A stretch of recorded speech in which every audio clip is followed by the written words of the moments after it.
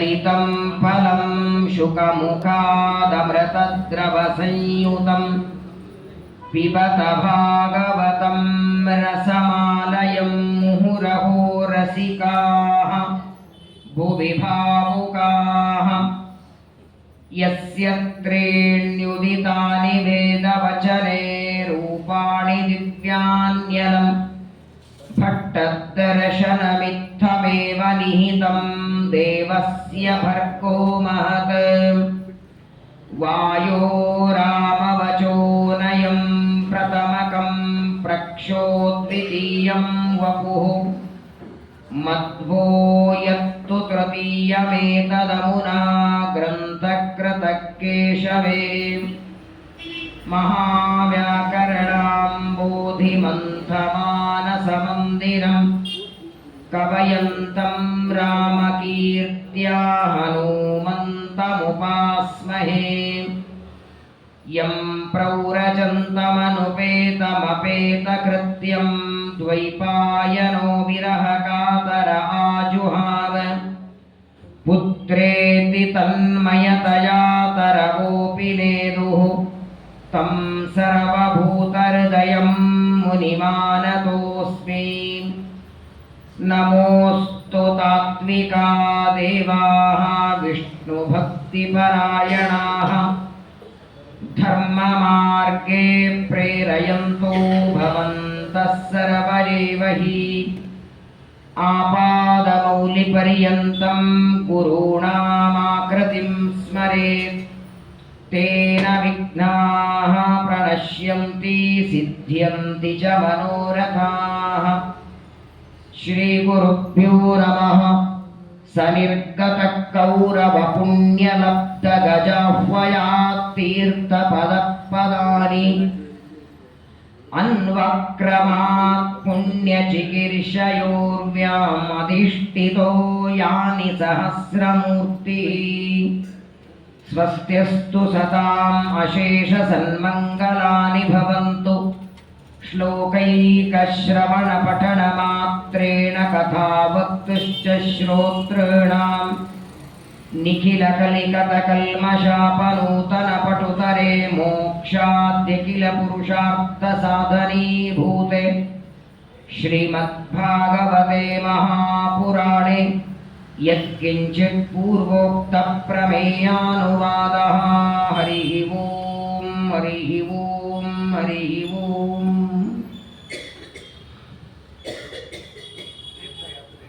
ಶ್ರೀಮದ್ಭಾಗವತದ 3ನೇ ಸ್ಕಂದದಲ್ಲಿ ವಿದುರ ಮತ್ತು ಮೈತ್ರೇಯರ ಸಂವಾದ ಎಲ್ಲಿ ನಡೆಯಿತು, ಹಸ್ತಿನಾವತಿಯನ್ನು ಬಿಟ್ಟು ವಿದುರ ಯಾಕೆ ಮೈತ್ರೇಯರ ಜ್ಞಾನವನ್ನು ಪಡೆಯುವುದಕ್ಕೆ ಹರಿದ್ವಾರಕ್ಕೆ ಬರ್ತಾನೆ, ಆ ಕಥೆಯನ್ನು ವಿಸ್ತಾರವಾಗಿ ಕೇಳುವ ಅಪೇಕ್ಷೆಯಿಂದ ಪರೀಕ್ಷಿತರು ಪ್ರಶ್ನೆಯನ್ನು ಮಾಡಿದ್ದಾರೆ.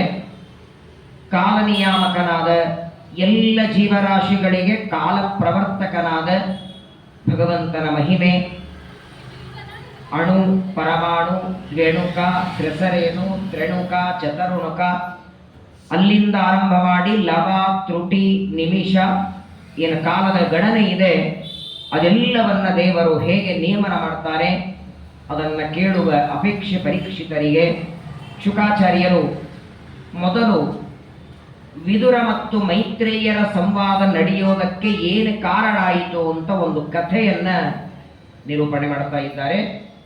ನಿನ್ನೆ ದಿವಸ ವಿದುರ ತೀರ್ಥಯಾತ್ರೆಗೆ ಯಾಕೆ ಹೊರಟ, 18 ದಿನದ ಕುರುಕ್ಷೇತ್ರದ ಯುದ್ಧದಲ್ಲಿ ಭಾಗವಹಿಸದೆ ಯಾಕೆ ಮನೆ ಬಿಟ್ಟು ಹೊರಟ ಅನ್ನೋದಕ್ಕೆ ಕಾರಣವನ್ನ ತಿಳಿಸಿದ್ದಾರೆ. ಏಕಾಂತದಲ್ಲಿ ಅಣ್ಣ ಧೃತರಾಷ್ಟ್ರ ತಮ್ಮ ವಿದುರ ಮಾತಾಡ್ತಾ ಇರುವಾಗ ಅನೇಕ ಮಾತುಗಳನ್ನು ದುರ್ಯೋಧನನ ಪರವಾಗಿ ವಿದುರ ಹೇಳ್ತಾನೆ.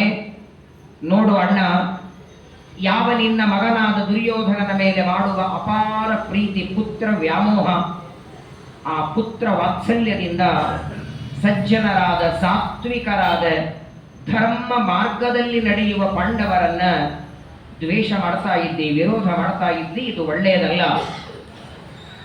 ಮಗನ ಮೇಲಿನ ವ್ಯಾಮೋಹದಿಂದ ಇನ್ನೊಬ್ಬರಿಗೆ ಕೆಟ್ಟದ್ದು ಮಾಡೋದು ನಿನ್ನ ಧರ್ಮ ಅಲ್ಲ, ನೀನು ರಾಜ.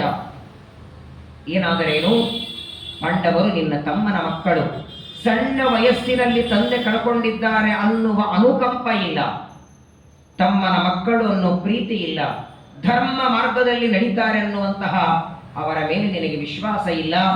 ಆ ಪಾಂಡವರ ದ್ರೋಹ, ಪಾಂಡವರ ನಿಂದೆ, ಅಥವಾ ಪಾಂಡವರಿಗೆ ಕೊಡಬೇಕಾದ ರಾಜ್ಯ ಕೊಡದೇ ಇರೋದು, ಇದು ನಿನ್ನ ಮಕ್ಕಳ ಅನರ್ಥಕ್ಕೆ ಕಾರಣ. ನಿನ್ನ ಸಂಪೂರ್ಣ ವಂಶ ಇದರಿಂದ ಹಾಳಾಗಿ ಹೋಗುತ್ತೆ ಅಂತ ಅನೇಕ ಮಾತುಗಳು ದುರ್ಯೋಧನನ ಪರವಾಗಿ ವಿದುರ ಮಾತಾಡಿದ್ದನ್ನು ಕೇಳಿಸಿಕೊಂಡು ಬಾಗಲಲ್ಲಿ ನಿಂತು ತನ್ನ ಬಗ್ಗೆ ತನ್ನ ಚಿಕ್ಕಪ್ಪ ಆಡುವ ಮಾತುಗಳನ್ನು ಕೇಳಿಸಿ ಒಳಗೆ ಬರ್ತಾನೆ. ಅವಾಚ್ಯವಾದ ಮಾತುಗಳಿಂದ, ಆಡಬಾರದ ಮಾತುಗಳಿಂದ ವಿದುರನನ್ನ ಬೈತಾನೆ. ಸಯುತ್ಥ ಉತ್ಯುಲ್ಬಣ ಕರ್ಣಬಾಣೈ, ಮನಸ್ಸು ಒಡೆದು ಹೋಗುವಂತಹ ಮಾತುಗಳು. ಪ್ರಪಂಚದೊಳಗೆ ಒಡೆದು ಹೋದ ಎರಡು ವಸ್ತು ಮತ್ತೆ ಕೂಡಿಸಬಹುದು, ಹರಿದು ಹೋದದ್ದು ಒಡೆದು ಹೋದದ್ದು. ಆದರೆ ಒಂದು ಬಾರಿ ಒಡೆದ ಮೇಲೆ ಕೂಡಿಸ್ಲಿಕ್ಕಾಗದೇ ಇರೋದು ಅದು ಮನಸ್ಸು, ಹೃದಯ. ಒಡೆದು ಹೋದರೆ ಚೂರಾಗಿ ಹೋಯಿತು. ಹಾಗಾಗಿ ಯಾರ ಜೊತೆಗೆ ಮಾತಾಡಬೇಕಾದರೂ ಆಡುವ ಮಾತಿನ ಬಗ್ಗೆ ಗಮನ ಇರಬೇಕು. ನಾನು ಆಡುವ ಮಾತಿನಿಂದ ಎದುರಿಗಿದ್ದ ವ್ಯಕ್ತಿಯ ಮನಸ್ಸಿಗೆ ನೋವಾಗತ್ತಾ ವಿಚಾರ ಮಾಡಲಿಲ್ಲ. ಅನೇಕ ಅವಾಚ್ಯ ಮಾತುಗಳಿಂದ ವಿದುರನನ್ನ ಬೈತಾನೆ. ಆಗ ವಿದುರ ತನ್ನ ಬಿಲ್ಲು ಬಾಣಗಳನ್ನ ಹಸ್ತಿನಾವತಿಯ ಬಾಗಲಲ್ಲಿ ಹೊಸ್ತಿಲದ ಮೇಲೆ ಇಟ್ಟು ತೀರ್ಥಯಾತ್ರೆ ಮಾಡಬೇಕು. 18 ದಿನದ ಯುದ್ಧ ಕುರುಕ್ಷೇತ್ರದಲ್ಲಿ ನಡೀತಿದ್ರೆ ಇವನು ಮಾತ್ರ ಅರಣ್ಯದಲ್ಲಿ ವನವಾಸದಲ್ಲಿ ಸಂಚಾರಕ್ಕೆ ಬಂದಿದ್ದಾನೆ. ಆ ವಿದುರ ಎಲ್ಲ ಕಡೆಗೆ ಸಂಚಾರ ಮಾಡುತ್ತಿದ್ದ. ಇಲ್ಲಿ ತೀರ್ಥಯಾತ್ರೆ ಹೇಗೆ ಮಾಡಬೇಕು, ಏನೇನು ತೀರ್ಥಯಾತ್ರೆಗೆ ನಿಯಮ ಇದೆ ಅದನ್ನು ವಿದುರ ಮಾಡಿ ತೋರಿಸ್ತಾನೆ. ಸಾಮಾನ್ಯವಾಗಿ ನಾವೆಲ್ಲ ತೀರ್ಥಯಾತ್ರೆಗೆ ಹೋಗೋದು ಇಲ್ಲಿ ಮಾಡಿದ ಪಾಪಗಳನ್ನು ಕಳ್ಕೊಳ್ಳೋದಕ್ಕೆ. ಅನ್ಯಕ್ಷೇತ್ರೇ ಕೃತಂ ಪಾಪಂ ಪುಣ್ಯಕ್ಷೇತ್ರೇ ವಿನಶ್ಯತಿ, ಪುಣ್ಯಕ್ಷೇತ್ರೇ ಕೃತಂ ಪಾಪಂ ವಜ್ರಲೇಪೋ ಭವಿಷ್ಯತಿ. ಜ್ಞಾನಿಗಳು, ಪರಮಾತ್ಮನ ಭಕ್ತರು, ಸಾಕ್ಷಾತ್ ದೇವರ ಪಾದದಿಂದ ಉದ್ಭವಿಸಿದ ಎಲ್ಲ ನದಿಗಳ ಸ್ನಾನ ಮಾಡುವುದಕ್ಕೆ ಹರಿದ್ವಾರಕ್ಕೋ ಕಾಶಿಗೋ ಪ್ರಯಾಗಕ್ಕೋ ಹೋಗಬೇಕು. ವಾಸ್ತವಿಕವಾಗಿ ಸಾಧನೆ ಮಾಡುವ ಸಾಧಕನ ಮೊದಲನೇ ಮೆಟ್ಟಲು ಅಂದ್ರೆ ತೀರ್ಥಯಾತ್ರೆ. ಯಾಕೆಂದ್ರೆ ನಮ್ಮ ಮನಸ್ಸು ದೇವರಲ್ಲಿ ನೆಲೆಗೊಳಿಸೋದಕ್ಕೆ, ಮನಸ್ಸು ಸ್ಥಿರವಾಗಿ ದೇವರಲ್ಲಿ ಇಡುವುದಕ್ಕೆ ತೀರ್ಥಯಾತ್ರೆಗಿಂತ ಬೇರೆ ಉಪಾಯ ಇಲ್ಲ. ನೋಡಿಬೇಕಾದ್ರೆ ಮನೆಯಲ್ಲಿದ್ರೆ ಅದೇ ಚಿಂತೆ, ಅದೇ ವಿಚಾರ, ಅದೇ ತಿನ್ನೋದಕ್ಕೇನೋ ಊಟಕ್ಕೇನೋ, ಅದು ಮುಗಿದೋಗಿದೆ, ಇದು ಮುಗಿದೋಗಿದೆ, ಅವ್ರು ಯಾರು ಬಂದ್ರು, ಇವ್ರ ಮಾತು, ಅವರ ಹರಟೆ, ಪೇಪರು, ಟಿವಿ, ಇದರೊಳಗೆ ದಿನ ಕಳೆದು ಹೋಗುತ್ತೆ. ಅದೇ ತೀರ್ಥಯಾತ್ರೆಗೆ ಹೋಗಿ ನೋಡಿ, ಯಾವ ಚಿಂತೆ ಇಲ್ಲ. ಕೇವಲ ಸಾಧನೆ ಮಾಡುವುದಕ್ಕೆ, ಪರಮಾತ್ಮನ ಚಿಂತನ ಮಾಡುವುದಕ್ಕೆ, ಭಗವಂತನ ಮಹಿಮೆಯನ್ನ ಶ್ರವಣ ಮಾಡುವುದಕ್ಕೆ ಮನೆ ಬಿಟ್ಟು ತೀರ್ಥಯಾತ್ರೆಗೆ ಹೊರಡಬೇಕಂತೆ. ಆದರೆ ತೀರ್ಥಯಾತ್ರೆಗೆ ಅಂತ ಹೊರಟಾಗ ಮತ್ತೆ ಭೋಗ ಮಾಡುವ ಪದಾರ್ಥಗಳೆಲ್ಲ ಜೊತೆಗೆ ತಗೊಂಡು ಹೋಗೋದಲ್ಲ. 8 ದಿನ ತೀರ್ಥಯಾತ್ರೆ ಇದೆ ಅಂತ ಮೊಬೈಲ್ ರೀಚಾರ್ಜ್ ಮಾಡಿಸ್ಕೊಂಡು 4 GB ಹೋದಲ್ಲೆಲ್ಲ ನೋಡ್ಲಿಕ್ಕೆ ಬರತ್ತೆ. ಅಲ್ಲ್ಯಾಕೆ ಹೋಗ್ಬೇಕು ಅದಕ್ಕೆ? ಅದೇ ಮೊಬೈಲ್ ನೋಡಿ, ವಾಟ್ಸಪ್ ನೋಡಿ ಟೈಮ್ ಪಾಸ್ ಮಾಡೋದಿದ್ರೆ ಬೆಂಗಳೂರಲ್ಲೇ ಇದ್ರೆ ಆಯ್ತಲ್ಲ, ಹರಿದ್ವಾರ ಕಾಶಿಗೆ ಹೋಗೋ ಅವಶ್ಯಕತೆ ಏನು? ಊಟ, ತಿಂಡಿ, ಹರಟೆ, ನಿದ್ದೆ, ಹಾಸ್ಕೊಳ್ಳೋದಕ್ಕೊಂದೆರಡು, ಹೊದ್ಕೊಳ್ಳಿಕ್ಕೊಂದೆರಡು, ಮೆತ್ತಗಿನ ಹಾಸಿಗೆ, ಒಳ್ಳೆ ಅವಲಕ್ಕಿ, ಚೂಡಿ ಎಲ್ಲ ಮಾಡಿಕೊಂಡು ಯಾತ್ರೆ ಅಲ್ಲ, ಅದು ಪಿಕ್ನಿಕ್ ಆಗುತ್ತೆ. ಹೇಗೆ ಹೋಗ್ತಿದ್ದ ವಿದುರ ನೋಡಿ. ಸನಿರ್ಗತ ಕೌರವ ಪುಣ್ಯಲಬ್ಧ ಗಜಾವ್ವಯ ತೀರ್ಥ ಪದ ಪದಾನಿ. ಕಾಲಲ್ಲಿ ಚಪ್ಪಲಿ ಹಾಕೊಂಡಿರಲಿಲ್ಲ. ಯಾವುದೋ 1 ಊರು 2 ಊರುಗಳೆಲ್ಲ, ದೇವಸ್ಥಾನಕ್ಕೆ ಬರಬೇಕಾದ್ರೂ ಕಾಲಲ್ಲಿ ಚಪ್ಪಲಿ ಬೇಕು ನಮಗೆ. ಹಸ್ತಿನಾವತಿಯನ್ನ ಬಿಟ್ಟು ಎಷ್ಟೆಷ್ಟು ಪುಣ್ಯಕ್ಷೇತ್ರಗಳಿಗೆ ವಿದುರ ಯಾತ್ರೆ ಮಾಡ್ತಾನೆ, ಕಾಲಲ್ಲಿ ಚಪ್ಪಲಿ ಇಲ್ಲ, ತಲೆ ಮೇಲೆ ಯಾವುದೇ ತರಹದ ಕಿರೀಟ ಆಗಲಿ ಅಥವಾ ಯಾವುದೇ ಛತ್ರಿ ಇಲ್ಲ, ಮೈ ಮೇಲೆ ಹೆಚ್ಚಿನ ಬಟ್ಟೆ ಇಲ್ಲ. ಒಳಗೊಂದು ಟೀ ಶರ್ಟ್ ಹಾಕೊಂಡು, ಮ್ಯಾಲೊಂದು ಸ್ವೆಟರ್ ಹಾಕೊಂಡು, ಅದರ ಮೇಲೆ ಹೊದ್ಕೊಂಡು ಇಲ್ಲ. ಮಾನ ಮುಚ್ಚೋದಕ್ಕೆ ಎಷ್ಟು ಬೇಕೋ ಅಷ್ಟು ಮಾತ್ರ ಬಟ್ಟೆಯನ್ನು ಹಾಕೊಂಡಿದ್ದಾನೆ. ಊಟದ ಚಿಂತೆ ಇಲ್ಲ. ವನವಾಸದಲ್ಲಿ, ಅರಣ್ಯದಲ್ಲಿ ತೀರ್ಥಯಾತ್ರೆ ಮಾಡುವಾಗ ನಿತ್ಯ ಏನು ಆಚಾರ ಬರ್ತಾರ, ತೀರ್ಥ ನೈವೇದ್ಯ ಆಗತ್ತಾ? ಅಡಿಗೆಯವರ ಜೊತೆ ಕರ್ಕೊಂಡು ಹೋಗೋಣವಾ? ಏನ್ ವಿದುರನ ಯಾತ್ರೆ ನೋಡಿ. ವನೇಶು ಪುಣ್ಯೋಪವನಾದ್ರಿ ಕುಂಜೆ ಅಕಂಪತೋಯೇಷು ಸರಿತ್ಸರಸ್ಸು. ಅರಣ್ಯದಲ್ಲಿ ವನದಲ್ಲಿ ವಿದುರ ಸಂಚಾರ ಮಾಡುತ್ತಿದ್ರೆ ಎಲ್ಲಿಯಾದರೂ ಹಣ್ಣಿನ ಗಿಡ ಕಾಣಿಸಿದರೆ ಆ ಗಿಡದಿಂದ ಹಣ್ಣನ್ನು ತಗೊಂಡು ಭಗವಂತನಿಗೆ ನೈವೇದ್ಯ ಮಾಡಿ ಅದನ್ನ ತಿನ್ನಬೇಕು ಕಾಣಿಸಿದರೆ, ಇಲ್ಲ ಅಂದ್ರೆ ಇಲ್ಲ. ಎಲ್ಲಿ ಸರೋವರ ಕಾಣಿಸಿದರೆ ಸ್ನಾನ ಮಾಡಿ ಸಂಧ್ಯಾ ವಂದನೆ ಮಾಡಿ ಆಹ್ನೇಕ ಮಾಡಿ ಒಂದು ಭಗಸಿ ನೀರು ಕುಡಿಯೋದು, ಅವತ್ತಿನ ಆಹಾರ ಮುಗಿಯಿತು.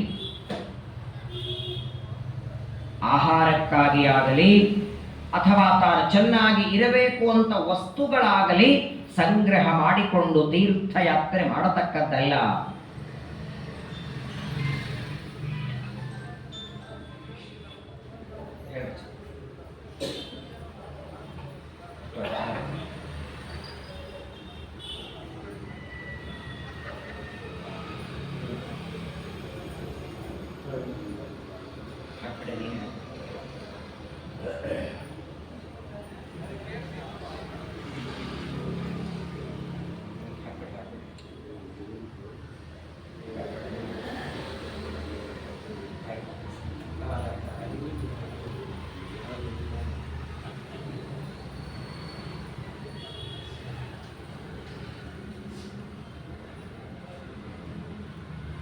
ಅನಂತಲಿಂಗೈಃ ಸಮಲಂಕೃತೇಷು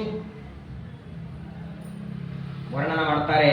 ಸಾಮಾನ್ಯವಾಗಿ ನಾವೆಲ್ಲ ತೀರ್ಥಯಾತ್ರೆಗೆ ಹೋದ್ರೆ ಆ ಊರಿಗೆ ಹೋದ್ರೆ ಅಲ್ಲಿರುವ ದೇವಸ್ಥಾನ, ಈಗ ಪ್ರಯಾಗಕ್ಕೆ ಹೋದ್ರೆ ವೇಣಿ ಮಾಧವನ ದೇವಸ್ಥಾನ ಅಥವಾ ವಟವೃಕ್ಷ, ಗಯಾಕ್ಕೆ ಹೋದ್ರೆ ವಿಷ್ಣುಪಾದ, ಒಂದೊಂದು ದೇವಸ್ಥಾನ ಮಾತ್ರ ನೋಡಿ ಬರ್ತೇವೆ. ವಿದುರ ಹಾಗೆ ಮಾಡ್ತಿರ್ಲಿಲ್ಲ. ಅವನು ತೀರ್ಥಯಾತ್ರೆ ಮಾಡುವಾಗ ಹೂವಿನಲ್ಲಿ, ಎಲೆಯಲ್ಲಿ, ಹಣ್ಣಿನೊಳಗೆ, ಗಿಡದೊಳಗೆ, ಗಿಡದ ಎಲೆಯಲ್ಲಿ, ಹಸಿರ ಬಣ್ಣದಲ್ಲಿ ಪ್ರತ್ಯೇಕವಾಗಿ ಭಗವಂತನ ರೂಪಗಳ ಚಿಂತನೆ ಮಾಡ್ತಾ ಮಾಡ್ತಾ ಯಾತ್ರೆ ಮಾಡ್ತಿದ್ದ. ಎಂತ ದೊಡ್ಡ ಯೋಗ್ಯತೆ ನೋಡಿ. ಸಾಕ್ಷಾತ್ ಯಮದೇವರ ಅವತಾರ. ಒಂದು ಗಿಡವನ್ನ ನಮ್ಮ ಮನೆಯಲ್ಲಿ ಹಚ್ಚಿ, ಯಾವುದೋ ಮಾವಿನ ಹಣ್ಣಿನ ಗಿಡನೋ ಅಥವಾ ಯಾವುದೋ ಒಂದು ಹಣ್ಣಿನ ಗಿಡವನ್ನ ಹಚ್ಚಿ ಅದಕ್ಕೆ ಗೊಬ್ಬರ ಹಾಕಿ ನೀರು ಹಾಕಿ ಒಂದು 20 ವರ್ಷ ಬೆಳೆದ ಮೇಲೆ ಅಕಸ್ಮಾತ್ ಆಗಿ 2 ಕಾಯಿ ಬಿಟ್ರೆ ಆ ಕಾಯಿಯನ್ನ ಒಬ್ಬ ವ್ಯಕ್ತಿಗೆ ಯಾರಿಗೋ ನಿಮ್ಮ ಬಳಗದವರಿಗೆ ಕೊಡುವಾಗ 10 ಸಲ ಹೇಳ್ಕೊಳ್ತೀವಿ ಅಭಿಮಾನದಿಂದ, ನಾನ್ ಗಿಡ ಹಚ್ಚಿದ್ದು, ನಾನ್ ನೀರು ಹಾಕಿದ್ದು, ನಾನ್ ಬೆಳೆಸಿದ್ದು. ಈ ಮಾವಿನಕಾಯಿ ಇನ್ಯಾರಿಗೆ ಕೊಡಬೇಡಿ, ನೀವೇ ತಿನ್ಬೇಕು, ಯಾಕಂದ್ರೆ ನಮ್ಮ ಮನೆ ಕಾಯಿ, ನಮ್ಮ ಗಿಡದ ಕಾಯಿ, ನಮ್ಮ ಹೊಲದ ಕಾಯಿ. ಇದೇ ಅಭಿಮಾನ ದೇವರು ಮಾಡಿದ್ದ ಅಂದ್ರೆ ಒಂದು ಮರವನ್ನ, ಒಂದು ಗಿಡವನ್ನ ಹಚ್ಚಿ ಇಷ್ಟು ಅಭಿಮಾನ ಪಡ್ತೇವೆ. ತಿರುಪತಿಯ ಬೆಟ್ಟದಲ್ಲಿ ಕೋಟಿ ಕೋಟಿ ಗಿಡಗಳು ಯಾರು ಹಚ್ಚಿದ್ರು, ಯಾರು ನೀರು ಹಾಕಿದ್ರು, ಯಾರು ಕಟ್ಟೆ ಕಟ್ಟಿದ್ರು, ಯಾವ ಗಿಡದ ಮೇಲೆ ತನ್ನ ಹೆಸರು ಹಾಕಿದ್ದಾನೆ ಹೇಳಿ. ಚೆನ್ನಾಗಿ ಗೋಡೆ ಮೇಲೆ ಒಂದು ಆನೆಯ, ಆಕಳ ಚಿತ್ರ ಒಬ್ಬ ವ್ಯಕ್ತಿ ಬಿಡಿಸಿದರೆ ಕೆಳಗಡೆ ತನ್ನ ಕಾಂಟ್ಯಾಕ್ಟ್ ನಂಬರ್ ಹಾಕಿರ್ತಾನೆ. ನಿಮ್ಮ ಮನೆಯಲ್ಲೂ ಬಂದು ಬಿಡಿಸ್ಬೇಕಾದ್ರೆ ಕಾಂಟ್ಯಾಕ್ಟ್ ಮಾಡಿ ಅಂತ. ನೋಡಿದರೆ ಮೇರು ಪರ್ವತ, ಮಂದರ ಪರ್ವತ, ಗಿಡ, ನಮುದ್ರ, ಸಮುದ್ರ, ಪರ್ವತ ಏನೇನಿದೆ, ಇಡೀ ಪ್ರಪಂಚದೊಳಗಿರುವ ಯಾವ ವಸ್ತುವಿನ ಮೇಲೆ ಕೆಳ ಕಾಂಟ್ಯಾಕ್ಟ್ ನಂಬರ್ ಇದೆಯಾ, ಹೆಸರಿದೆಯಾ? ಈ ಭಗವಂತನ ಸೃಷ್ಟಿ ಇಷ್ಟಾಗಿ ನೋಡಿ. ನಾವು ಮಾಡಿಕೊಳ್ಳುವ ಅಡಿಗೆ ನಮ್ಮ ಸಲವಾಗಿರತ್ತೆ, ನಾವು ಹಾಸ್ಕೊಳ್ಳೋ ಹಾಸಿಗೆ ನಮ್ಮ ಸಲವಾಗಿ, ನಾವು ಏನೇ ಪದಾರ್ಥ ನಮಗಾಗಿ, ನಮ್ಮ ಇಡೀ 100 ವರ್ಷದ ಬದುಕಿನಲ್ಲಿ ನಾವು ಪಡೆಯೋದೆಲ್ಲ ನಮಗಾಗಿ, ನಾವು ಮಾಡೋದೆಲ್ಲ ನಮಗಾಗಿ. ಆದರೆ ದೇವರ ಮಾಡುವ ಯಾವ ಕೆಲಸ ಅವನಿಗಿಲ್ಲ. ಸಮುದ್ರಗಳ ಸೃಷ್ಟಿ ಮಾಡ್ತಾನೆ, ನದಿಗಳ ಸೃಷ್ಟಿ, ಗಿಡಗಳ ಸೃಷ್ಟಿ, ಹೂವಿನ ಸೃಷ್ಟಿ, ಯಾವುದು ತನಗೆ ಬೇಕು ಅನ್ನೋ ಅಪೇಕ್ಷೆ ಇಲ್ಲ. ಅಂತಹ ನಿಸ್ಪೃಹನಾದ, ಪ್ರಯೋಜನ ರಹಿತನಾದ, ಭಕ್ತರಿಗಾಗಿ ಜಗತ್ತಿನ ಸೃಷ್ಟಿಯನ್ನ ಮಾಡುವ ಭಗವಂತನ ಚಿಂತನ ಮಾಡ್ತಾ ಮಾಡ್ತಾ ಸಂಚಾರ ಮಾಡ್ತಿದ್ದ. ಮಲಗುತ್ತಿದ್ದ ಎಲ್ಲಿ, ಹೇಗೆ ಮಲಗುತ್ತಿದ್ದ, ಹೇಗೆ ಓಡಾಡ್ತಿದ್ದ? ಗಾಂ ಪರ್ಯಟನ್ ಮೇಧ್ಯ ವಿವಿಕ್ತ ವೃತ್ತಿ ಸದಾ ಪ್ಲುತೋದಃ ಶಯನಾವಭೂತಃ ಅಲಕ್ಷಿತಃ ಸ್ವೈರವಧೂತ ವೇಷೋ ವ್ರತಾನಿ ಚೇರೆ ಹರಿತೋಷಣಾನಿ. ಹಸ್ತಿನಾವತಿಯಿಂದ ಹೊರಟಂತಹ ವಿದುರ ತೀರ್ಥಯಾತ್ರೆ ಮಾಡ್ತಾ ಇರುವಾಗ ಮಲಗೋದಕ್ಕೆ ಹಾಸಿಗೆ, ಮಂಚ ಇಲ್ಲ, ನೆಲದ ಮೇಲೆ ಮಲಗುತ್ತಿದ್ದಂತೆ. ನಾವು ಯಾತ್ರೆ ಹೊರಟ್ರೆ ಬುಕ್ ಮಾಡಬೇಕಾದ್ರೆ ಮೊದಲು ಮಂಚ ಇದೆಯಾ, ಬೆಡ್ ಇದೆಯಾ, ಅದು ಟೂಬ್, ಮತ್ತೆ ಇಬ್ಬರಿಗೆ ಬೇಕು. 3 ಜನ ಶೇರಿಂಗ್ ಮಾಡೋ ಹಾಗಿಲ್ಲ. ವೆಸ್ಟರ್ನ್ ಕಮೋಡ್ ಇದೆಯಾ, ಮೊದಲು ಇದೆಲ್ಲ ವಿಚಾರಣೆ, ಅನಂತರ ಟೈಮ್ ಇದ್ರೆ ಅಲ್ಲಿ ಗುಡಿ ಇದೆಯಾ, ದೇವಸ್ಥಾನ ಇದೆಯಾ, ಪಾಠಕ್ಕೆ ಪ್ರವಚನಕ್ಕೆ ಏನಾದ್ರೂ ಅವಕಾಶ ಇದೆಯಾ, ಅಲ್ಲಿ ತರ ಹೋಗಿರ್ತೀವಿ, ಏನಾದ್ರು ಮಾಡಿ ಬರಬೇಕಲ್ಲ. ಏನ್ ನೋಡಿ, ನಮ್ಮ ಯಾತ್ರೆಗೂ ಅವತ್ತು ವಿದುರ ಮಾಡುವ ಯಾತ್ರೆಗೂ ಭೂಮಿ ಮೇಲೆ ಮಲಗುತ್ತಿದ್ದ ಅಂತೆ. ಅಕಸ್ಮಾತ್ತಾಗಿ ಗಿಡದಲ್ಲಿ ಹಣ್ಣು ಸಿಕ್ಕಿಲ್ಲ ಅಂದ್ರೆ ಆ ಗಿಡದಿಂದ ಕೆಳಗೆ ಬಿದ್ದ ಒಣಗಿದ ಎಲೆಗಳನ್ನ ಆರಿಸಿಕೊಂಡು ತಿಂತಿದ್ದ. ಒಣಗಿದ ಎಲೆ, ಹಸಿ ಎಲೆ ಇಲ್ಲ, ಅದಕ್ಕೇನು ಉಪ್ಪು ಇಲ್ಲ, ಖಾರ ಇಲ್ಲ, ಅದಕ್ಕೆ ಕೋತಂಬರಿ ಇಲ್ಲ. ಸರಿಯಾಗಿ 2 ಹೊತ್ತು ಕಾಫಿ ಬೇಕು, ತಿಂಡಿ ಬೇಕು. ನೀವು ಯಾವುದೇ ಯಾತ್ರೆ ನೋಡಿ ಕೆಳಗೆ ಬರೆದಿರ್ತಾರೆ, ಸುಲಭ ವಸತಿ, 2 ಕಾಫಿ, ಊಟ ತಿಂಡಿ ಜೊತೆಗಿರ್ತದೆ, ಮಡಿಯಿಂದ ಅಡಿಗೆ ಇರುತ್ತೆ, ಅದಕ್ಕೊಂದು 3,000 ರೂಪಾಯಿ ಎಕ್ಸ್ಟ್ರಾ ಇರ್ತದೆ. ಅಕಸ್ಮಾತ್ತಾಗಿ ನೀವು ಅನೇಕ ಮುಗಿಸ್ಕೊಂಡು ಬರೋದ್ರಲ್ಲಿ ಕಾಫಿ ಖಾಲಿ ಆಗಿತ್ತು ಅಂದ್ರೆ ಅವತ್ತು ಮಂಗಳಾರತಿ ಮಾಡಿಸಿದ ವ್ಯಕ್ತಿಗೆ ಇನ್ನೊಮ್ಮೆ ಆಯುಷ್ಯದಲ್ಲಿ ಯಾತ್ರೆ ಮಾಡಿಸ್ಬಾರದು. ಅವನು ಏನ್ರಿ ವಿದುರನ ಯಾತ್ರೆ, ಯಾವುದರ ಅಪೇಕ್ಷೆ ಇಲ್ಲ. ಭೂಮಿ ಮೇಲೆ ಮಲಗುತ್ತಿದ್ದಂತೆ, ಗಿಡದಿಂದ ಎಲೆಗಳನ್ನ ಬಿದ್ದರೆ ತಿನ್ನಬೇಕು, ನೀರಿದ್ರೆ ಅದನ್ನ ಸೇವನೆ ಮಾಡಬೇಕು. ಯಾರಾದರೂ ಮಾತಾಡಿಸೋದಕ್ಕೆ ಬಂದ್ರೆ ಅವರ ಜೊತೆಗೆ ಒಂದೇ ಮಾತಾಡ್ತಿದ್ದ. ವಿವಿಕ್ತ, ಭಾಗವತ ಶಬ್ದವಳಿಗೆ ಚೆನ್ನಾಗಿಟ್ಟಿದೆ. ಯಾತ್ರೆಯನ್ನ ಮಾಡುವ ಸಂದರ್ಭದೊಳಗೆ ಯಾರೋ ತಮ್ಮವರು ಸಿಕ್ಕರೆ ಹರಟೆ ನೋಡಿ, ನಾನು ಅನೇಕ ಸಲ ನೋಡಿದ್ದೇನೆ.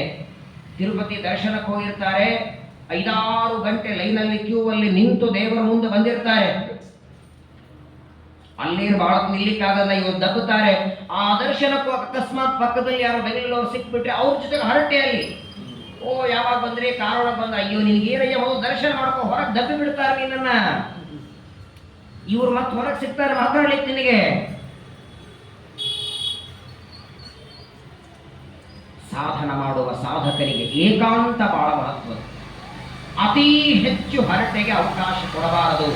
ಯಾಕಂದ್ರೆ ಒಂದಾದ ಮೇಲೆ ಒಂದು ಮಾತು ಬೆಳೀತಾ ಹೋಗುತ್ತೆ. ಮಾತಿನೊಳಗೆ ತನ್ನ ಜಪ, ತನ್ನ ಪಾರಾಯಣ, ತನ್ನ ಪಾಠ, ತನ್ನ ಸಾಧನೆ ನಿಂತು ಹೋಗುತ್ತೆ. ವಿವಿಕ್ತ ವೃತ್ತಿ. ಯಾರ ಜೊತೆಗೆ ಮಾತಿಲ್ಲ, ಇರೋದಕ್ಕೆ ಮನೆ ಬೇಕು ಅಂತಿಲ್ಲ, ರೂಮ್ ಬೇಕು ಅಂತಿಲ್ಲ. ಯಾವುದೋ ಗಿಡದ ಕೆಳಗೆ ಎಲೆ ಇದ್ರೆ ಅದನ್ನೇ ತಿನ್ನಬೇಕು, ಗಿಡದ ಕೆಳಗೆ ಹಾಸಿಗೆ ಅದನ್ನೇ ಹಾಸಿಗೆಯಾಗಿ ಮಲಗುತ್ತಿದ್ದ. ಆದರೆ ಒಂದು ಮಾತ್ರ ಮರಿಬೇಡಿ, ಇಡೀ ಯಾತ್ರೆಯೊಳಗೆ ಭಗವಂತನ ನಾಮಸ್ಮರಣೆ, ಭಗವಂತನ ಚಿಂತನ ಒಂದು ಕ್ಷಣ ಬಿಟ್ಟಿರಲಿಲ್ಲ. ನಾವು ಯಾತ್ರೆಯಲ್ಲಿ ಒಂದೊಂದು ಕ್ಷಣ ಮಾಡಿರ್ತೀವಿ ಅದನ್ನು. ಯಾವಾಗಲೇ ಇನ್ನೆಲ್ಲ ಆಗಿದೆ, ನದಿ ಸ್ನಾನ ಎಲ್ಲ ಮುಗಿಸ್ಕೊಂಡು ಬಂದಿದ್ದೇವೆ, ಇನ್ನೆಲ್ಲ ಆಗಿದೆ, ಇನ್ನೊಂದು ಎಲೆ ಹಾಕೋದಕ್ಕೆ ಇನ್ನೊಂದು ಸ್ವಲ್ಪ ಒಂದು ಅರ್ಧ ಗಂಟೆ ಇದೆ, ಹಾಗಾದ್ರೆ ಅಲ್ಲಿ ತರ ಭಜನೆ ಪಾಲನೆ ಮಾಡೋಣ, ಇನ್ನೊಂದು ಅರ್ಧ ಗಂಟೆ ಟೈಮ್ ಇದೆ. ನಮ್ಮ ಯೋಗ್ಯತೆ, ವಿದುರನ ಯೋಗ್ಯತೆ ಬಹಳ ದೊಡ್ಡದು. ಸಾಕ್ಷಾತ್ ಯಮಧರ್ಮದ ಅವತಾರ. ನಾನು ಕಂಪೇರ್ ಮಾಡ್ತಿಲ್ಲ. ಕನಿಷ್ಠ ಪಕ್ಷ ತೀರ್ಥಯಾತ್ರೆಗೆ ಹೋದಾಗ ಹೆಚ್ಚು ಪ್ರಾಮುಖ್ಯತೆಯನ್ನ ಆ ಯಾತ್ರೆಗೆ, ಊಟಕ್ಕೆ, ಹರಟೆಗೆ, ಕಮೋಡಿಗೆ, ಹಾಸಿಗೆಗೆ ಬೇಕು. ಆರೋಗ್ಯ ಬೇಕು, ನಾನಿಲ್ಲ ಅಂತಿಲ್ಲ, ಕಮೋಡನು ಬೇಕು. ಆದ್ರೆ ಅದನ್ನೇ ಪ್ರಧಾನವಾಗಿ. ಕೆಲವರು ಅದಿಲ್ಲ ಅಂತ ಯಾತ್ರೆ ಕ್ಯಾನ್ಸಲ್ ಮಾಡ್ತಾರೆ. ವೆಸ್ಟರ್ನ್ ಕಮೋಡ್ ಇಲ್ಲ ಅಂತ ಹೇಳಿ ಯಾತ್ರೆಗೆ ಬರಲ್ಲ. ಸಣ್ಣ ಸಣ್ಣ ಕಾರಣಕ್ಕೆ ಅಷ್ಟು ದೊಡ್ಡ ತೀರ್ಥಯಾತ್ರೆ. 3-4 ತಿಂಗಳ ಹಿಂದೆ ಬದರಿ ಯಾತ್ರೆಗೆ ಹೋಗಬೇಕಾಗಿತ್ತು. ಅನೇಕ ಜನ ಬುಕ್ ಮಾಡ್ಕೊಂಡಿದ್ರು. ಅದರಲ್ಲಿ ಒಬ್ಬ ವ್ಯಕ್ತಿ, ಒಂದಿಬ್ಬರಿಗೆ ಯಾರು ಏನು ಹೇಳಿದ್ರೋ ಗೊತ್ತಿಲ್ಲ, ಫೋನ್ ಮಾಡಿ ಆಚಾರ ನಾವು ಬರಲ್ಲ, ಕ್ಯಾನ್ಸಲ್ ಮಾಡಿ ಅಂತ. ನಾವೇನೋ ಕ್ಯಾನ್ಸಲ್ ಮಾಡ್ಬೋದಪ್ಪ, ಫ್ಲೈಟ್ ಅವ್ರು ಮಾಡಬೇಕಲ್ಲ, ತಿರುಗಿ ಕೊಡ್ಬೇಕಲ್ಲ. ಅವರು ಏನು ಕೊಡ್ತಾರೆ ಗೊತ್ತಿಲ್ಲ. ಏನ್ ಕಾರಣ ಏನು ಅಂತ ಕೇಳಿದ್ವಿ ನಾವು. ನಾನು ಹೇಳಿದ್ರೆ ನೀವು ಎಲ್ಲ ನಗುತ್ತೀರ. ಅದನ್ನು ಇಷ್ಟು ಕ್ಷುಲ್ಲಕ ಕಾರಣ ಕೊಟ್ಟರವ್ರು ಅಂದ್ರೆ ನನಗೊಂಥರ ಬೇಜಾರ. ಏನಪ್ಪ ಇಷ್ಟು ಸಣ್ಣ ಕಾರಣಕ್ಕೆ ಬದರಿ ಯಾತ್ರೆ, ಸಾಕ್ಷಾತ್ ವೇದವ್ಯಾಸ ದೇವರ, ನಾರಾಯಣ ದೇವರ ದರ್ಶನ ಆಗತ್ತೆ, ಬೇಡ ಅಂದ್ರಲ್ಲ.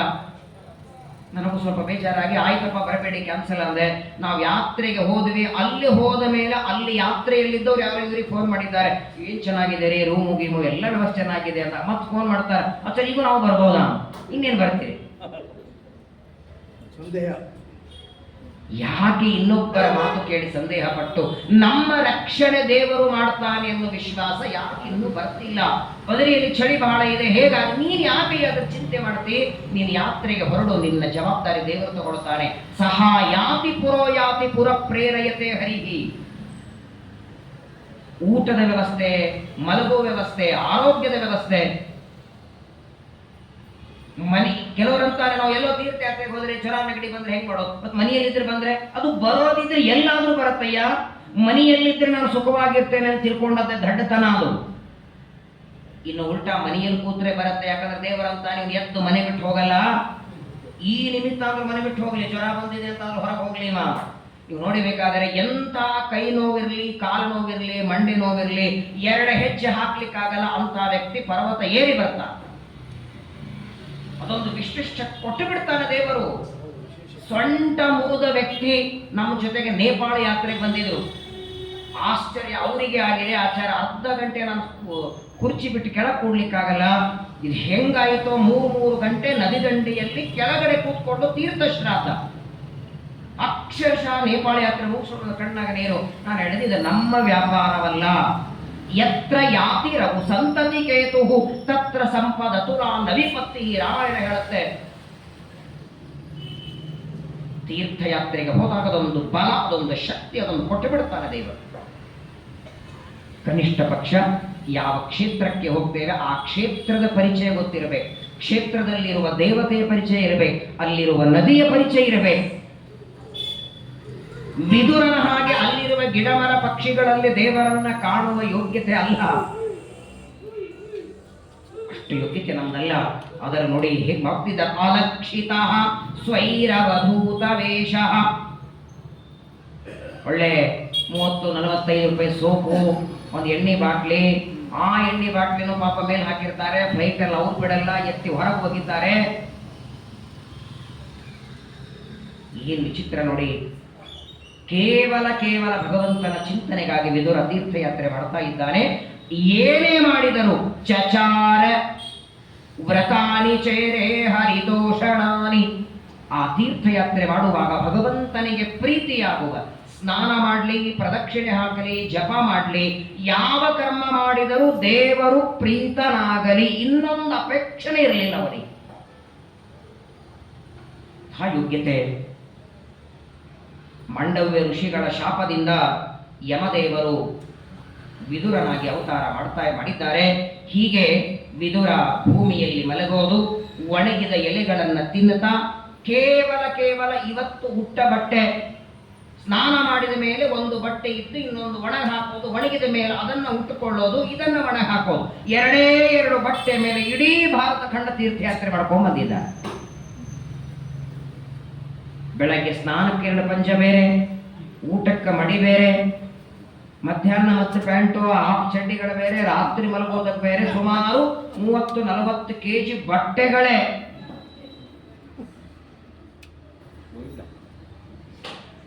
ಎಷ್ಟು ವಿಚಿತ್ರ ಇದೆ ನೋಡಿ.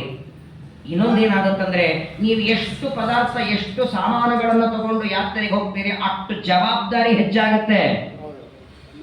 2-3 ಸೂಟ್ ಕೇಸ್ ಆದ್ರೆ ಅದನ್ನು ಬಂತೋ ಇಲ್ಲೋ, ಯಾವ ಸೂಟಿಗೆ ಸೆಲ್ಲಿ ಮಿಸ್ ಆಯ್ತು, ಅದನ್ನು ಹುಡುಕೋದ್ರೊಳಗೆ 7 ದಿನ ಯಾತ್ರೆ ಮುಗಿದು ಹೋಗುತ್ತೆ. ದೇವರಲ್ಲಿ ಮನಸ್ಸೇ ಬರಲ್ಲ. ಎಷ್ಟು ಬೇಕೋ, ಎಷ್ಟರಿಂದವಾಗುತ್ತೋ ಅಷ್ಟನ್ನ ಮಾತ್ರ ತಾನು ತೆಗೆದುಕೊಂಡು ಯಾತ್ರೆಯನ್ನು ಮಾಡ್ತಾ, ಎಲ್ಲೆಲ್ಲಿ ಹೋಗಿದ್ದ ಸಂಚಾರ ಮಾಡ್ತಾ ನೋಡಿ. ನೇಪಾಳಕ್ಕೆ ಹೋಗಿದ್ದ, ಹೀಗೆ ಸಂಚಾರ ಮಾಡ್ತಾ ಅಮೆರಿಕಕ್ಕೆ, ಲಂಡನ್ಗೆ, ಎಲ್ಲ ಕಡೆ ಹೋಗಿ ಬಂದನ. ವೇದವ್ಯಾಸ ದೇವರಂತಾರೆ, ಇತ್ತಂ ವ್ರಜನ್ ಭಾರತಮೇವ ವರ್ಷಂ ಕಾಲೇನ ಯಾವತ್ ಗತವಾನ್ ಪ್ರಭಾಸಂ. ಭರತ ಖಂಡ ಬಿಟ್ಟು ಎಲ್ಲಿ ಹೋಗಿಲ್ಲ. ಇಲಾವೃತ ಖಂಡ ಇದೆ, ರಮ್ಯಕ, ಹಿರಣ್ಮಯ, ಕಿಂಪುರುಷ, ಕೇತುಮಾನ, ಭದ್ರಾಶ್ವ.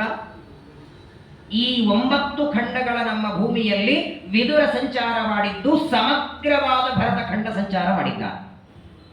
ಏನ್ ಯಾತ್ರೆ! 8-10 ದಿನಗಳಾದರೆ ಮತ್ತೆ ಯಾವಾಗ ಬೆಂಗಳೂರಿಗೆ ಹೋಗ್ತೀವಿ ಅಂತ ನಾವು ಕಾಯ್ತಿರ್ತೀವಿ. ಮನೆ ನೆನಪಿಲ್ಲ, ಯಾರು ಕಾಯ್ತಿದ್ದಾರೆ ಅಂತಿಲ್ಲ, ಬೇಗ ಹೋಗಬೇಕು ಅಂತಿಲ್ಲ. ಎಲ್ಲ ಕಡೆಗೆ ಸಂಚಾರ ಮಾಡ್ತಾ ಭಗವಂತನ ಚಿಂತನವನ್ನ ಮಾಡ್ತಾ ಎಲ್ಲಿಗೆ ಬಂದ? ಸಂಚಾರ ಮಾಡ್ತಾ ಪ್ರಭಾಸ ಕ್ಷೇತ್ರಕ್ಕೆ ಬಂದ. ನಾಳೆಗೆ ದ್ವಾರಕೆ ಯಾತ್ರೆಗೆ ಬರೋರೆಲ್ಲ ಬರ್ತಾ ಇದ್ದೀರಿ. ಪ್ರಭಾಸ ಕ್ಷೇತ್ರಕ್ಕೆ ಬಹಳ ದೊಡ್ಡದು. ಸಾಕ್ಷಾತ್ ಕೃಷ್ಣ ಪರಮಾತ್ಮ ಉದ್ಧವನಿಗೆ ಉಪದೇಶ ಮಾಡಿ ಯಾವ ಪ್ರವಾಸ ಕ್ಷೇತ್ರದಲ್ಲಿ ಪಿತೃಗಳಿಗೆ ಶ್ರಾದ್ದ ಮಾಡಿದರೆ ನೇರವಾಗಿ ಭಗವಂತ ಅವರಿಗೆ ಸದ್ಗತಿ ಕೊಡ್ತಾನೆ. ದೇವರೇ ದೇವತೆಗಳಿಗೆ ಹೇಳಿದ್ದ ಈ ಮಾತು. ಹಾಗಾಗಿ ಆಯುಷ್ಯದಲ್ಲಿ ಗಯಾಶ್ರಾದ್ದ ಎಷ್ಟು ಮಹತ್ವದ್ದೋ ಪ್ರವಾಸ ಕ್ಷೇತ್ರದಲ್ಲಿ ಒಂದು ಬಾರಿಯಾದರೂ ತೀರ್ಥಶ್ರಾದ್ದ, ಅದು ಸಮುದ್ರದ ದಂಡೆಯಲ್ಲಿ ಮಾಡಲೇಬೇಕು. ಮೊದಲನೇದು ಅಲ್ಲಿ ಯಾವುದೇ ಮಠಗಳಿಲ್ಲ. ಸಾಕ್ಷಾತ್ ಕೃಷ್ಣ ಪರಮಾತ್ಮ ತನ್ನ ಕೊನೆ ಕಾಲದಲ್ಲಿ ತಾನು ಕೂತ್ಕೊಂಡು ಆ ಜರ ಅನ್ನುವ ವ್ಯಾಧ ಬಾಣದಿಂದ ಹೊಡೆಸ್ಕೊಂಡ ಆ ವೃಕ್ಷ ಇಂದಿಗೂ ಇದೆ. ಯಾವ ಗಿಡದ ಕೆಳಗೆ ದೇವರು ಕೂತಿದ್ದ ಅದೇ ಗಿಡದಿಂದ ಒಂದು ದೊಡ್ಡದಾದ ಮಂದಿರ ಮಾಡಿದ್ದಾರೆ. ಅದ್ಭುತವಾದದ್ದು ಪ್ರವಾಸ ಕ್ಷೇತ್ರ ಸೋಮನಾಥದಲ್ಲಿ ಬರೋದು. ದೇವರ ಅನುಗ್ರಹದಿಂದ ನಾವು ಈ ಬಾರಿ ಅಲ್ಲಿ ಮಡಿಲಿ ಅಡಿಗೆ ಮಾಡಿಸಿ ಮಡಿಯಿಂದ ತೀರ್ಥಶ್ರಾದ್ದ ಮಾಡಿಸ್ಬೇಕು ಅಂತ ಒಂದು ವಿಚಾರ. ಇವತ್ತಿನವರೆಗೆ ಅಲ್ಲಿ ಮಡಿಲಿ ಅಡಿಗೆಗೆ ಅನುಕೂಲವೇ ಇಲ್ಲ, ಯಾರೂ ಮಾಡಿಲ್ಲ.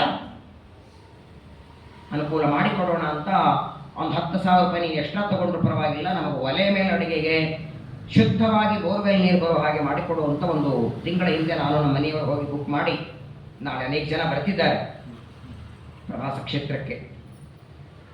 ರಮ್ಯವಾದದ್ದು ಸಮುದ್ರ ತೀರ. ಆ ಜ್ಞಾನಿಗಳ ಋಷಿಗಳ ಶಾಪದಿಂದ ಒನಿಕೆ ಬಂತು. ಆ ಒನಿಕೆಯನ್ನ ಕುಟ್ಟಿ ಪುಡಿ ಮಾಡಿ ಸಮುದ್ರದಲ್ಲಿ ಎಸಿತಾರೆ. ಒನಿಕೆಯ ಪುಡಿ ಎಲ್ಲ ದಂಡಿಗೆ ಬಂತು. ಅದನ್ನ ಹೊಡೆಸ್ಕೊಂಡು ಯಾದವರ ಸತ್ರು. ಅದು ನಡೆದದ್ದು ಪ್ರವಾಸ ಕ್ಷೇತ್ರದಲ್ಲಿ. ಅಂತಹ ಪವಿತ್ರವಾದ ಭಗವಂತನ ಸನ್ನಿಧಾನದಿಂದ ಯುಕ್ತವಾದ ಎಲ್ಲ ಪಿತೃಗಳಿಗೆ ಸದ್ಗತಿ ಕೊಡುವಂತಹ ದಿವ್ಯವಾದ ಪ್ರಭಾಸಕ್ಕೆ ಬಂದಂತೆ ಕಾಲೇನ ಯಾವದ್ಗತಮಾನ್ ಪ್ರಭಾಸಂ. ನಾನು ಅನೇಕ ಸಲ ಹೇಳ್ತೇನೆ, ನಮ್ಮ ಮನೆಗೆ ಒಬ್ಬ ಆಚಾರ್ಯರು ಬಂದ್ರೆ ಅವರು ಶಾಸ್ತ್ರದ ಪಾಠ ಪ್ರವಚನ ಮಾಡುವ ವ್ಯಕ್ತಿಯಾಗಿರ್ಲಿ, ಜಪ ಮಾಡೋರಿರ್ಲಿ, ಪೂಜೆ ಮಾಡುವ ಇರಲಿ, ಸಾಮಾನ್ಯ ಬ್ರಾಹ್ಮಣ ಇರಲಿ, ಅವರು ಮನೆಗೆ ಬಂದ್ರೆ ಅವರ ಪಾದಧೂಳಿಯಿಂದ 21 ತಲೆ ಉದ್ಧಾರ ಆಗತ್ತ. ತ್ರಿಸಪ್ತ ಭಿಪ್ಪಿತಾಪೂತ 7 ತಲೆ ಒಬ್ಬ ಬ್ರಾಹ್ಮಣನ ಪಾದದಿಂದ ಧೂಳಿಯಿಂದ ಉದ್ಧಾರವಾಗುತ್ತೆ. ಪ್ರವಾಸ ಕ್ಷೇತ್ರದೊಳಗೆ ಬ್ರಾಹ್ಮಣನ ಪಾದಧೂಳಿಯಲ್ಲ, ಯಾವುದೋ ಋಷಿ ಮುನಿಗಳಲ್ಲ, ಅನಂತ ಗುಣ ಪರಿಪೂರ್ಣ ಕೃಷ್ಣ ಪರಮಾತ್ಮ ಓಡಾಡಿದ ಕೃಷ್ಣನ ಪಾದಧೂಳಿಯನ್ನ ಮೆತ್ತುಕೊಂಡ ಕ್ಷೇತ್ರ ಅದು. ಅಲ್ಲಿಗೆ ಬಂದಿದ್ದ. ನಾವು ನೀವಾಗಿದ್ರೆ ಆ ಮಣ್ಣನ್ನ ತಲೆಗೆ ಹಚ್ಚಿಕೊಂಡು ಕೃಷ್ಣ ಓಡಾಡಿದ್ದು ಅಂತಲ್ಲ, ಶ್ರೀಕೃಷ್ಣ ಪರಮಾತ್ಮ ಓಡಾಡಿದ ಮಣ್ಣಿನಲ್ಲಿ ಹೊರಳಾಡುತ್ತಿದ್ದಾನೆ ವಿದುರ. ಯಾರಿಗೆ ಸಿಗುತ್ತೆ ಈ ಭಾಗ್ಯ?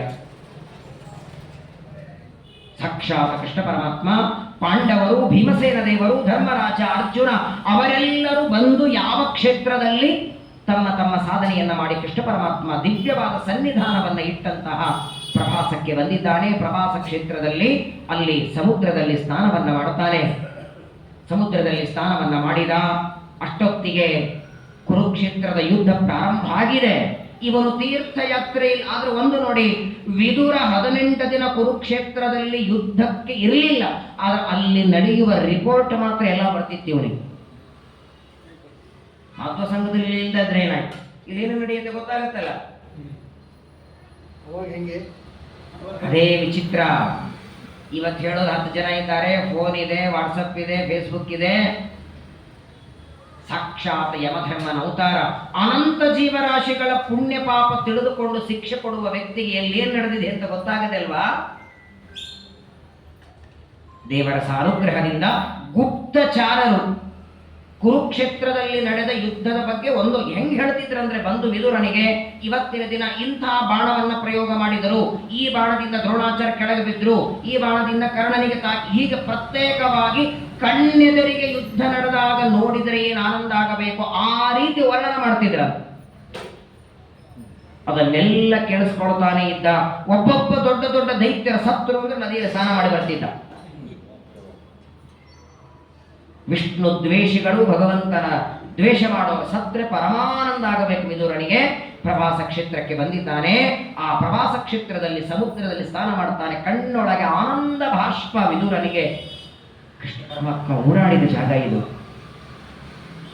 ಎಲ್ಲ ಯಾದವರು ಓಡಾಡಿದ ಪವಿತ್ರ ಭೂಮಿ. ಆ ಮಣ್ಣಿನಲ್ಲಿ ವಿದುರ ಹೊರಳಾಡುತ್ತಿದ್ದಾನೆ.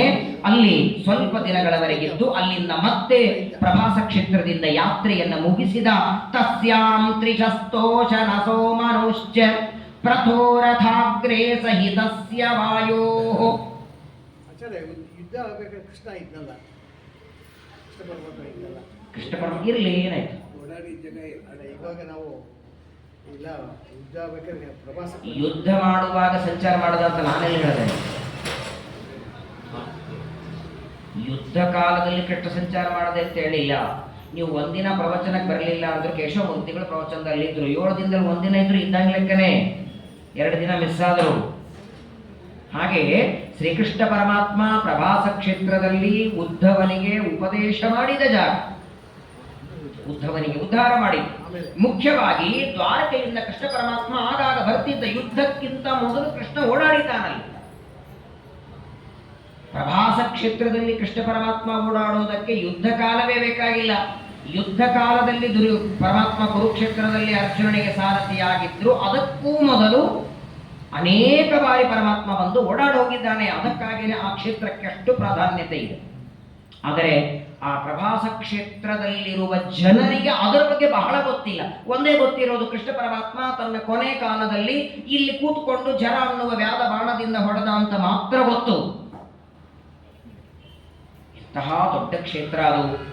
ವಿಶೇಷವಾಗಿ ಅಲ್ಲಿಗೆ ಬಂದಿದ್ದಾನೆ ವಿದುರ. ಬಂದು ಆ ಪ್ರಭಾಸ ಕ್ಷೇತ್ರದಲ್ಲಿ ಅನೇಕ ಆಕಳಗಳನ್ನು ನೋಡ್ತಾನೆ. ಎಲ್ಲ ಆಕಳಗಳನ್ನು ನೋಡಿ ಕೃಷ್ಣ ಪರಮಾತ್ಮನ ನೆನಪಾಯಿತವನಿಗೆ. ಗೋಪಾಲಕ, ಸಾಕ್ಷಾತ್ ಪರಮಾತ್ಮ ಆಕಳನ್ನು ಕಾಯ್ದಂತಹ. ಇವತ್ತಿಗೂ ನೋಡಿ ನೀವು ವೃಂದಾವನದಲ್ಲಿ, ದ್ವಾರಕೆಯಲ್ಲಿ, ಗೋಕುಲದಲ್ಲಿ, ಪ್ರವಾಸದಲ್ಲಿ ಆಕಳನ್ನು ಹೊಡೆಯೋದಿಲ್ಲ, ಆಕಳನ್ನು ಬೈಯೋದಿಲ್ಲ, ಆಕಳನ್ನು ತಳ್ಳೋದಿಲ್ಲ. ನೀವು ಗಾಡಿ ಮೇಲೆ ಹೋಗ್ತಿದ್ರೆ ಎದುರುಗಡೆ ಆಕಳ ನಿಂತಿದ್ರೆ ಹಾರನ್ನು ಹೊಡೆ ಹೋಗಿಲ್ಲ. ಅದು ತಾನಾಗಿ ಸರದ ಮೇಲೆ ಹೋಗಬೇಕು, ಇಲ್ಲ ಸೈಡಿಂದ ಹೋಗಬೇಕು. ಕೇವಲ ಆಕಳು ಅಂತ ಗಾವೋ ವಿಶ್ವಸ್ಯ ಮಾತರಲ್ಲ, ಅಲ್ಲೊಂದು ಕೃಷ್ಣನ ರೂಪ ಇದೆ ಅಂತ ಇವತ್ತಿಗೂ ಅಲ್ಲಿನ ಜನ ಚಿಂತನೆ ಮಾಡುತ್ತಾರೆ. ಒಂದೊಂದು ಆಕಳಲ್ಲೂ ಭಗವಂತನ ಸನ್ನಿಧಾನ. ಹಾಗಾಗಿ ಆಕಳಿಗೆ ಒಂದೇನು ಗೌರವ ಮರ್ಯಾದೆ, ಅದನ್ನು ನಾವು ದ್ವಾರಕೆಯಲ್ಲಿ ಪ್ರವಾಸದಲ್ಲಿ, ನಾಳೆ ದ್ವಾರಕೆಗೆ ನೀವೆಲ್ಲ ಬರ್ತಿದ್ದೀರಿ, ನೋಡಿ ಅಲ್ಲಿ ನೀವು ಏನ್ ಆಕಳಗಳು. ಆ ಆಕಳಗಳನ್ನೆಲ್ಲ ನೋಡಿದ್ರೆ ಕೃಷ್ಣ ಪರಮಾತ್ಮ ಇಲ್ಲಿದ್ದ ಅಂತ ಅನಿಸ್ತದೆ.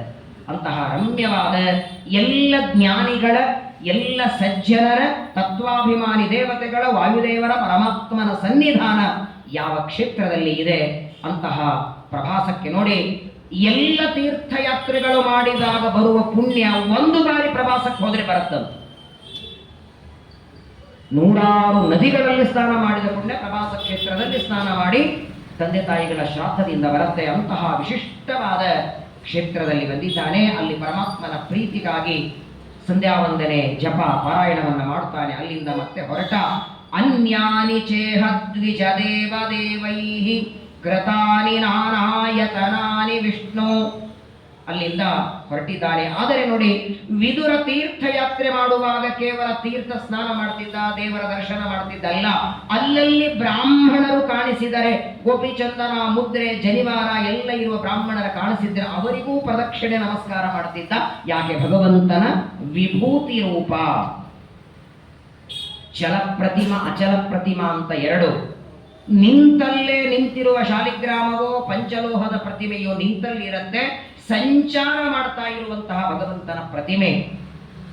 ಅದು ಕೂಡ ಮಹಾಭಾರತ ದ್ವಾಪರ ಯುಗದ ಯುದ್ಧ ಕಾಲದಲ್ಲಿ ಎಲ್ಲಿ ನೋಡಿದಲ್ಲಿ ಒಳ್ಳೆ ತೇಜಸ್ವಿಗಳಾದ ಬ್ರಾಹ್ಮಣರು ಅವರನ್ನೆಲ್ಲ ನೋಡ್ತಾ, ಅವರಿಗೆ ಪ್ರದಕ್ಷಿಣೆ ಹಾಕ್ತಾ, ಅಲ್ಲಿರುವ ಭಗವಂತನಿಗೆ ನಮಸ್ಕಾರ ಮಾಡ್ತಾ ಸಂಚಾರ ಮಾಡ್ತಾ ಮಾಡ್ತಾ ಅಲ್ಲಿಂದ ಹೊರಟ. ಎಲ್ಲಿ? ದ್ವಾರಕೆಯಿಂದ ಪ್ರಭಾಸಕ್ಕೆ, ಪ್ರಭಾಸ ಕ್ಷೇತ್ರದಿಂದ ಸಂಚಾರ ಮಾಡ್ತಾ ಎಲ್ಲಿಗೆ ಬಂದ? ಎಷ್ಟು ದೇಶ ತಿರುಗಿದ್ದ ನೋಡಿ. ಟ್ರೈನ್ ಇಲ್ಲ, ಬಸ್ ಇಲ್ಲ, ಫ್ಲೈಟ್ ಇಲ್ಲ, ಯಾವುದೋ ಸಪ್ರೇಟ್ ಪ್ರೈವೇಟ್ ವೆಹಿಕಲ್ ಇಲ್ಲ. ಕಾಲ್ನಡಿಗೆಯಿಂದ ಎಲ್ಲೆಲ್ಲಿ ಹೋಗಿದ್ದಾನೆ ಲೆಕ್ಕ ಕೊಡ್ತಾರೆ. ವಿದುರ ಸಂಚಾರ ಮಾಡ್ತಾ ಮೊದಲು ಸೌರಾಷ್ಟ್ರ, ಅನಂತರದಲ್ಲಿ ಸೌವೀರ ದೇಶ, ಮತ್ಸ್ಯ ದೇಶ, ಕುರು ದೇಶ, ಜಾಂಗಲ ದೇಶ, ಇವೆಲ್ಲ ದೇಶಗಳನ್ನು ಸಂಚಾರ ಮಾಡ್ತಾ ಹೊರಟಿದ್ದ. ಏನ್ರಿ ಕಾಲು ನೋವು ಆಗ್ತಿರ್ಲಿಲ್ವಾ?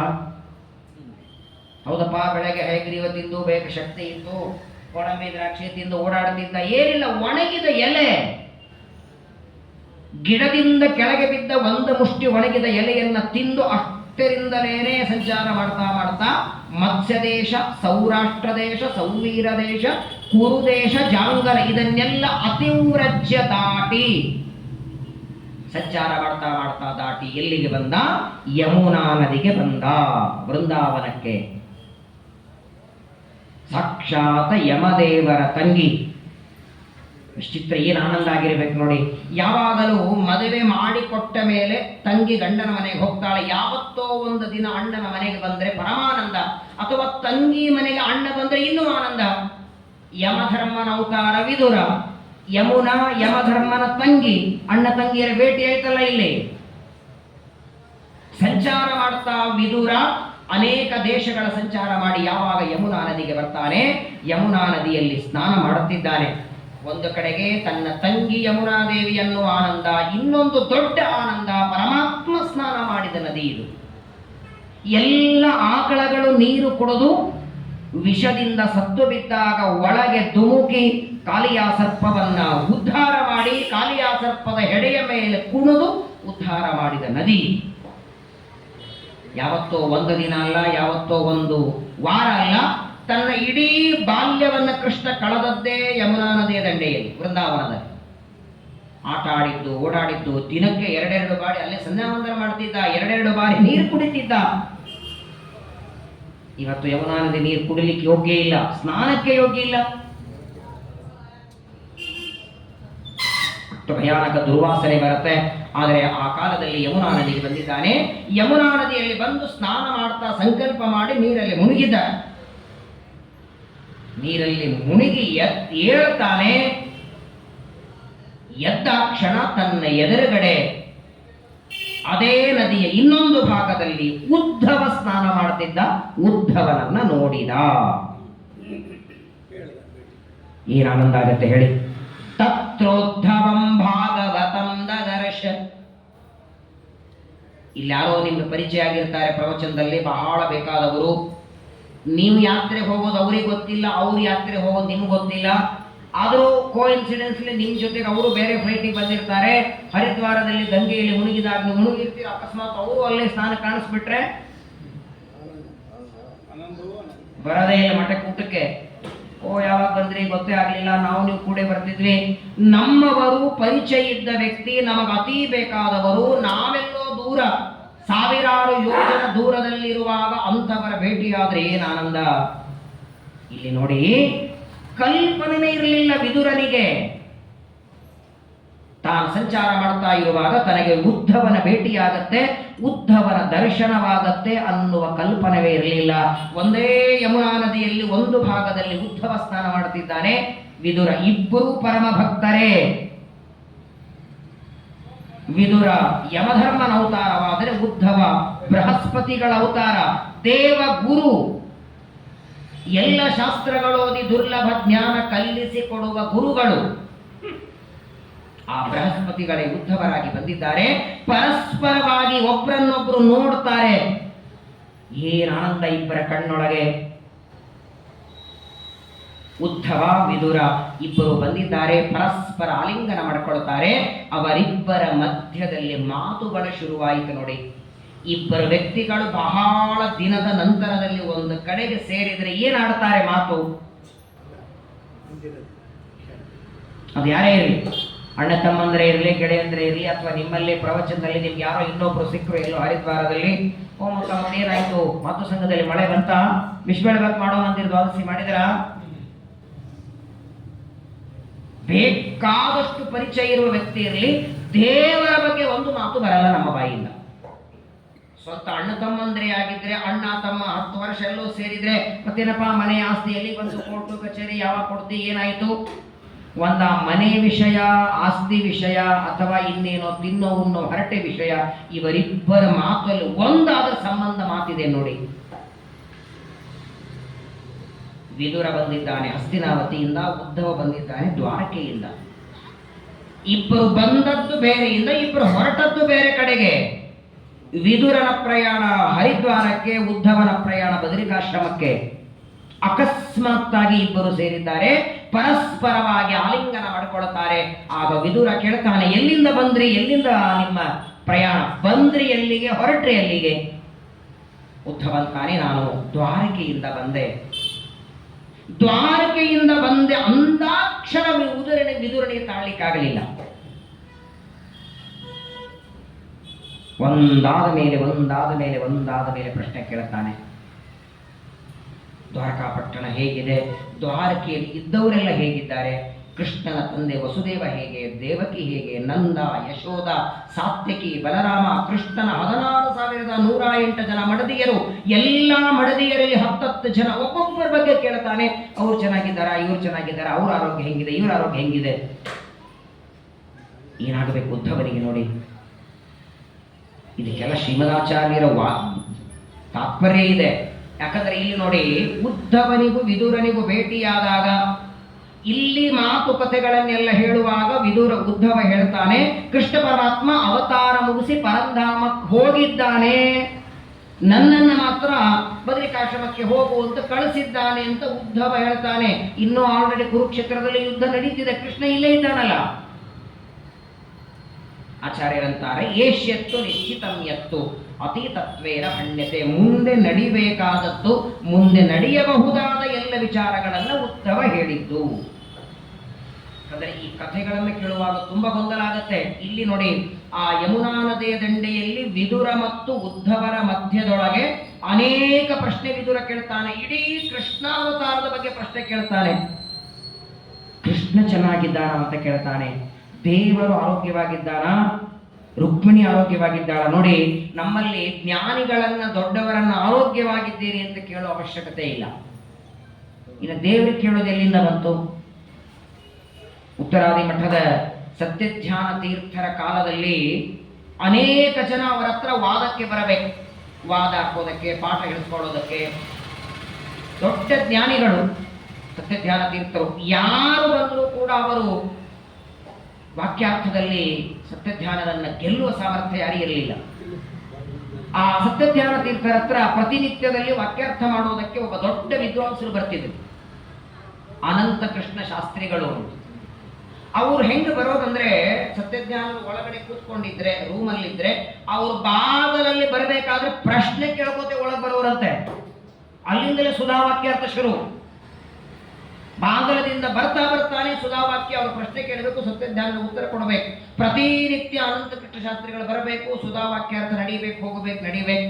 ಒಂದು ದಿನ ಆ ಸಭೆಯಲ್ಲಿ ಕೂತಂತಹ ಜನ ಎಲ್ಲ ಕೇಳಿದ್ರಂತೆ ಅನಂತ ಕೃಷ್ಣ ಶಾಸ್ತ್ರಿಗಳಿಗೆಲ್ಲ, ಸ್ವಾಮಿ ಬರ್ತಾ ಬಾಗಲಲ್ಲೇನೆ ಸುಧಾವಾಕ್ಯ ಶುರು ಮಾಡ್ತೀರಿ, ಹೋಗಬೇಕಾದ್ರೂ ನಮಸ್ಕಾರ ಮಾಡಿ ಹೋಗಿ ಬಿಡ್ತೀರಿ. ಒಂದು ದಿನ ಸತ್ಯಜ್ಞಾನರನ್ನ ಹೇಗಿದ್ದೀರಿ, ಆರೋಗ್ಯವಾಗಿದ್ದೀರಿ ಅಂತ ಒಂದು ದಿನ ಕೇಳಿಲ್ಲ. ನೀವು ಬರ್ತೀರಿ, ವಾಕ್ಯಾರ್ಥ ಮಾಡ್ತೀರಿ, ಹೋಗಿ ಬಿಡ್ತೀರಿ, ಬರ್ತೀರಿ, ಹೋಗ್ತೀರಿ ಅಂದ್ರೆ ಅನಂತ ಕೃಷ್ಣ ಶಾಸ್ತ್ರಿಗಳಂತಾರೆ, ಅವರನ್ನೇನಾದರೂ ಆರೋಗ್ಯವಾಗಿದ್ದೀರಿ ಅಂದ್ರೆ ದೇವರು ಹೊಡಿತಾನೆ. ವಿಷ್ಣು ಭಕ್ತರನ್ನು ಆರೋಗ್ಯವಾಗಿದ್ದೀರಿ ಅಂತ ಕೇಳಬಾರದು, ಅವರು ಆರೋಗ್ಯವಾಗೇ ಇರ್ತಾರೆ. ಅವ್ರು ಹೇಳಿದ್ರೆ ಅವ್ರ ಮಾತಿನಿಂದ ಇನ್ನೊಬ್ಬರಿಗೆ ಆರೋಗ್ಯ ಬರುತ್ತಯ್ಯ. ಸತ್ಯಧ್ಯಾನರನ್ನು ಆರೋಗ್ಯವಾಗಿದ್ದೀರಿ ಅಂತ ಕೇಳೋದಲ್ಲ. ಇವರ ನಂಬಿದ ಜನಕ್ಕೆ ಬಹವಿದೆಂಬುದು ಸಂಸಾರವೇ ದೂರ ಮಾಡ್ತಾನೆ ಪರಮಾತ್ಮ. ಅಷ್ಟು ತನ್ನ ಭಕ್ತರ ಮೇಲೆ ಅಪಾರ ಪ್ರೀತಿಯನ್ನು ಮಾಡ್ತಾನೆ. ಜ್ಞಾನಿಗಳನ್ನ, ಅದಕ್ಕಾಗಿ ನಮ್ಮಲ್ಲಿ ನೋಡಿ, ಯಾವ ಒಬ್ಬ ವ್ಯಕ್ತಿ ಭೇಟಿಯಾದಾಗ ಆರೋಗ್ಯವಾಗಿದ್ದೀರಾ ಅಂತ ಕೇಳುವ ಉದ್ದೇಶ ಏನಿದೆ, ಅದರ ಹಿನ್ನೆಲೆ ಏನು? ಸುಮ್ಮನೆ ಏನಾದ್ರೆ ಮಾತಾಡಬೇಕು ಅಂತ ಕೇಳೋದ ಅದನ್ನ? ಈಗ ನಿಮ್ ಕಣ್ಣೆದುರಿಗಂತ ವ್ಯಕ್ತಿ ಕಾಣಿಸ್ತಿದ್ದಾರಾ? ನಿಮ್ ಕಣ್ಣೆದುರಿಗೆ ಕಾಣಿಸ್ತಿದ್ದಾರೆ ಅಂದ್ರೆ ಆರೋಗ್ಯವಾಗಿದ್ದಾರೆ ಅಂತ ಅರ್ಥ ತಾನೆ ಅಲ್ವಾ? ಅಕಸ್ಮಾತ್ತಾಗಿ ಆರೋಗ್ಯ ಸರಿ ಇರಲಿಲ್ಲ, ಮನೆಗೆ ಮಲಗಿರ್ತಿದ್ರು ಅವರು. ನಿಮ್ ಕಣ್ಣೆದ್ರೆ ಕಾಣಿಸ್ತಿದ್ದಾರ ಅಂದ ಮೇಲೂ ಆರೋಗ್ಯವಾಗಿದ್ದು. ಯಾಕಂದ್ರೆ ನೋಡಿ, ಜ್ಞಾನಿಗಳು ದೊಡ್ಡವರು ನಮ್ಮನ್ನ ಪ್ರಶ್ನೆ ಮಾಡಿದರೆ ಅವರು ಕೇಳೋಣದರಿಂದ ಅಕಸ್ಮಾತ್ತಾಗಿ ಮುಂದೆ ರೋಗ ಬರ್ತಿದ್ರೆ ಅದು ಬರದೇ ಇದ್ದಂಗೆ ಮಾಡ್ತಾನೆ ದೇವರು. ಈಗ ಆರೋಗ್ಯವಾಗಿ ಇದ್ದೀರಿ, ನಿಮ್ಮನ್ನ ಜ್ಞಾನಿಗಳು ದೊಡ್ಡವರು ಪ್ರಶ್ನೆ ಮಾಡಿದರೆ ಹೇಗಪ್ಪ ಆರೋಗ್ಯವಾಗಿದ್ದೀರಾ, ಸ್ವಾಮಿಗಳೆಲ್ಲೋ ನಿಮ್ಮನ್ನು ನೋಡಿ ಮಾತಾಡಿಸ್ತಾರೆ, ಹೇಗೆ ಆರೋಗ್ಯವಾಗಿದ್ದೀರಿ? ಸರಿ, 2024 ಡಿಸೆಂಬರ್ ಆರೋಗ್ಯವಾಗಿ, ಜನವರಿ ನಿಮ್ಗೇನು ಬರೋದಿದೆ ರೋಗ. ಇವರು ಮಾತಾಡಿದ್ದಕ್ಕೆ, ಇವರು ಆರೋಗ್ಯ ಅಂತ ಪ್ರಶ್ನೆ ಕೇಳಿದ್ದಕ್ಕೆ ಬರುವ ರೋಗನು ಮುಂದಾಗಿ ತಳ್ಳಿಬಿಡ್ತಾನೆ ದೇವರು. ಯಾಕೆ? ಇವರ ಮಾತು ಸತ್ಯವಾಗಿ ನಿಮ್ಮನ್ನು ಆರೋಗ್ಯ ಇಡಬೇಕವ. ಇವರಂದ ವಚನವ ನಿಜಕ್ಕೆ ತಂದು ತೋರ್ಪನು. ಅದು ಬರೀ ವಿಜಯದಾಸರ ಒಬ್ಬರಿಗಲ್ಲ, ಇಡೀ ಭಗವಂತನ ಭಕ್ತರು ಯಾರೇ ಇರಲಿ, ಅವ್ರು ಯಾರಿಗೆ ಯಾವುದೇ ಮಾತು ಕೊಡ್ಲಿ ಅದನ್ನು ನಡೆಸೋ ಜವಾಬ್ದಾರಿ ದೇವರಿಗೆ. ಅಂಥದ್ರಲ್ಲಿ ದೇವರ ಆರಾಧನೆ ಮಾಡುವ ಯತಿಗಳನ್ನ, ಬ್ರಾಹ್ಮಣರನ್ನೇ ಆರೋಗ್ಯವಾಗಿದ್ದೀರಿ ಅಂತ ಕೇಳಿದರೆ ನಗು ಬರುತ್ತೆ. ಸಾಕ್ಷಾತ್ ಕೃಷ್ಣನ ಬಗ್ಗೆ ಕೇಳ್ತಾನೆ ವಿದುರ, ತಡಿಲಿಕ್ಕೆ ಆಗ್ತಾ ಇಲ್ಲ ಅವನಿಗೆ. ನಾನು ತಿರುಪತಿಗೆ ಹೋಗಿದ್ದೆ, ದರ್ಶನ ಮಾಡಿಕೊಂಡು ಹೊರಗೆ ಬಂದೆ. ಬಂದ ಮೇಲೆ ಇನ್ನೇನು ಮಠಕ್ಕೆ ಊಟಕ್ಕೆ ಹೋಗಬೇಕು. ಹೋಗ್ತಾ ಇರುವಾಗ ಒಬ್ಬ ದೊಡ್ಡ ಆ ದೇವಸ್ಥಾನದ ಮೇನ್ ಪೂಜಾರಿ, ಶ್ರೀನಿವಾಸನನ್ನ ಮುಟ್ಟಿ ಪೂಜಾ ಮಾಡುವ ಪೂಜಾರಿಗಳು ನನಗೆ ಮಾತಾಡಿಸಿದರು. ನಾನಂದೆ, ನಾನು ಈ ವಿದ್ಯಾಪೀಠದಲ್ಲಿ ಇರ್ತೇನೆ, ದರ್ಶನ ಆಯ್ತಾ ಅಂತ ಕೇಳಿದ್ರು. ಆಯಿತು. ಎಲ್ಲಿಂದ ಮಾಡ್ಕೊಂಡ್ರೆ? ಈಗ 3ನೇ ಬಾಗಿಲು ಜೈ ವಿಜಯರ ಹತ್ರ ಮಾಡ್ಕೊಂಡೆ. ಬಹಳೊತ್ತೇನಾಗಲಿಲ್ಲ, ಹೊರಗೆ ದಬ್ಬಿ ಬಿಟ್ರು. ನನ್ನ ಜೊತೆಗೆ ಬನ್ನಿ, ನಾನು ಒಳಗೆ ಕರ್ಕೊಂಡು ಹೋಗ್ತೇನೆ, ನಾನು ಮೇನ್ ಪೂಜಾರಿ, ನಾನು ಹಿಂದೆ ಬನ್ನಿ ಅಂತ. ಯಾರೇ ಚಿಕ್ಕ ಬಿಟ್ಟು ಚಾನ್ಸ್ ಮಠಕ್ಕೆ ಹೋಗಿ ಊಟ ಮಾಡೋದೇ ಇಲ್ಲ. ಸರಿ ಬರ್ತೇನೆ ಅಂತ ಅವರ ಹಿಂದೆ ಬೆನ್ನು ಹತ್ತಿದೆ. ಮೇನ್ ದ್ವಾರದಿಂದ ನೇರವಾಗಿ ಎಲ್ಲಿವರೆಗೆ ಮೊದಲನೇ ಬಾಗಿಲ ಹತ್ರ ಪಕ್ಕದಲ್ಲಿ ನಿಲ್ಲಿಸಿದ್ರು. ನೀವು ಯಾವಾಗ ಬೇಸರ ಬರುತ್ತೋ ನೀವೇ ಹೋಗಿ, ನಿಮ್ಮನ್ನ ತಳ್ಳೋದಿಲ್ಲ.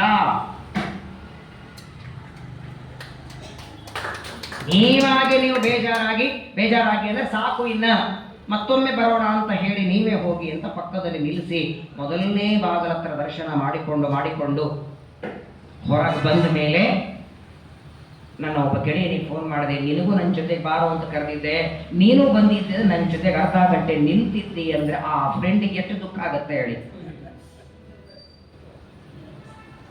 ತಪ್ಪು ಮಾಡಿದೆ, ಬರಬೇಕಾಗಿತ್ತು ನಿಮ್ಮ ಜೊತೆಗೆ. ಆ ಪರಿಸ್ಥಿತಿ ಆಗ್ತಾ ಇದೆ ವಿದುರನಿಗೆ. ಅನಂತ ಗುಣ ಪರಿಪೂರ್ಣ ಸರ್ವೋತ್ತಮ ಯಾವ ಕೃಷ್ಣನ ಕಣ್ಣು ಮುಂದೆ ಇದ್ದು ಆ ಕೃಷ್ಣನಿಂದಲೇ ತತ್ವಜ್ಞಾನದ ಉಪದೇಶ ಪಡೆದವನು ಉದ್ಧವ, ಸಾಮಾನ್ಯ ವ್ಯಕ್ತಿ ಅಲ್ಲ.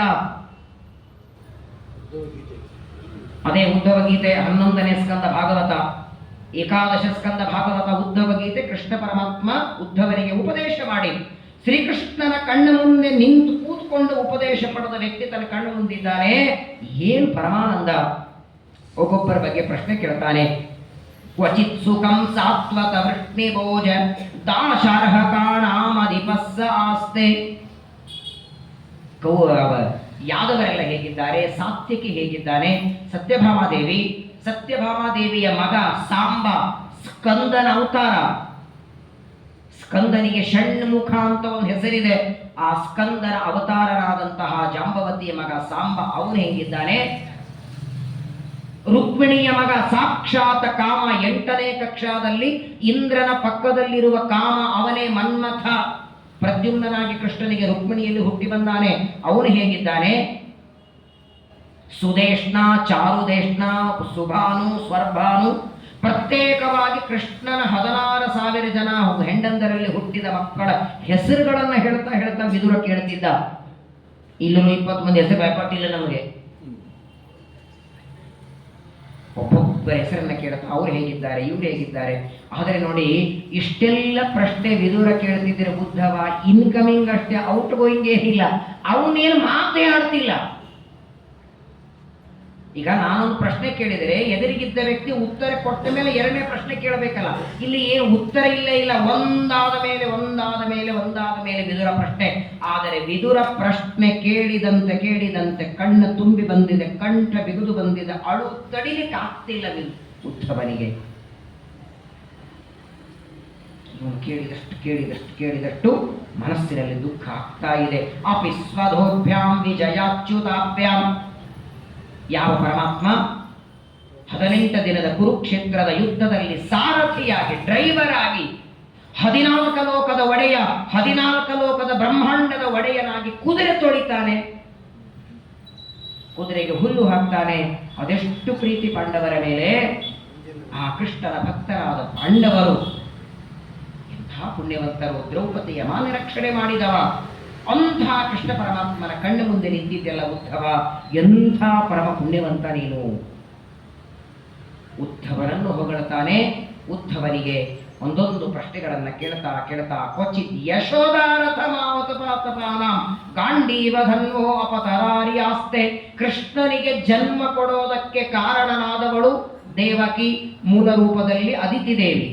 ಆದರೆ ಕೃಷ್ಣ ಪರಮಾತ್ಮನನ್ನ ಸಾಕಿದ ತಾಯಿ ಯಶೋದೆ, ಮೂಲ ರೂಪದಲ್ಲಿ ಧರಾದೇವಿ, ದ್ರೋಣ ಅನ್ನುವ ವಸುವಿನ ಹೆಂಡತಿ, ಏನು ಪುಣ್ಯ ಮಾಡಿದ್ದಾಳವಳು. ಬೇಕಾದಷ್ಟು ಕೊಡಗಟ್ಟಲೆ ಸ್ನಾನ ಮಾಡಿ ಬಾವಿಯೊಳಗೆ ಇಳಿದು ಬಾವಿ ಮಡಿಯಿಂದ ಸ್ನಾನ ಮಾಡಿ ನೈವೇದ್ಯಕ್ಕೆ ಪದಾರ್ಥಗಳನ್ನು ದೇವರ ಮುಂದಿಟ್ಟರೆ ತಿನ್ನೋದಿಲ್ಲವ, ಕಣ್ಣಿನಿಂದ ನೋಡ್ತಾನೆ. ಅವನು ನೋಡಿದ್ದೆ ನೈವೇದ್ಯ. ಯಾವ ದೇವರ ಮುಂದೆ ನಾವೆಲ್ಲ ಪದಾರ್ಥವನ್ನ ನೈವೇದ್ಯಕ್ಕಿಡ್ತೇವೆ ಅಂಥ ಸರ್ವೋತ್ತಮರಾದ ದೇವರನ್ನ ತೊಡೆ ಮೇಲೆ ಮಲಗಿಸಿ ಹಾಲು ಕುಡಿಸ್ತಾಳಲ್ಲ ಯಶೋದೆ, ಎಂತ ಸುಕೃತ ಅವಳದು. ಏನು ಪುಣ್ಯ ಮಾಡಿದ್ದಾಳೆ ಯಶೋದೆ. 2 ಬಾರಿ ಬಾಯಿಯೊಳಗೆ, ಪುಟ್ಟ ಬಾಯಿಯೊಳಗೆ ಬ್ರಹ್ಮಾಂಡ ತೋರಿಸಿದ್ದಾನೆ. ಯಶೋದೆ, ನಂದ, ಆ ಗೋಕುಲದಲ್ಲಿರುವಂತಹ ಎಲ್ಲ ಗೋಪಾಲಕರು ಅವರೆಲ್ಲದರ ಬಗ್ಗೆ ಕೇಳ್ತಾನೆ. ವಿದುರನ ಪ್ರಶ್ನೆಗಳು ಮುಗಿತಾ ಇಲ್ಲ, ಆದರೆ ಉದ್ಧವನ ಕಣ್ಣೊಳಗೆ ನೀರು ಮಾತ್ರ ತಡಿಲಿಲ್ಲ. ಇವನು ಕೇಳಿದಷ್ಟು ತಡೆದು ಹಿಡಿದಿದ್ದ, ಕೊನೆಗೆ ದಳ ದಳ ದಳ ನೀರು ಬಂತು ನೋಡಿ ಹೊರಗೆ. ಆರ್ತಾಯ ಜಾತಸ್ಯ ಯದುಶ್ವಜಸ್ಯ ವಾರ್ತಾಂಸಕೆ ಕೀರ್ತಯ ತೀರ್ಥ ಕೀರ್ತೆ. ಏನಾದರೂ ಹೇಳಯ್ಯ, ಯಾದವರ ಬಗ್ಗೆ, ಕೃಷ್ಣನ ಬಗ್ಗೆ, ಕೃಷ್ಣನ ಮಕ್ಕಳ ಬಗ್ಗೆ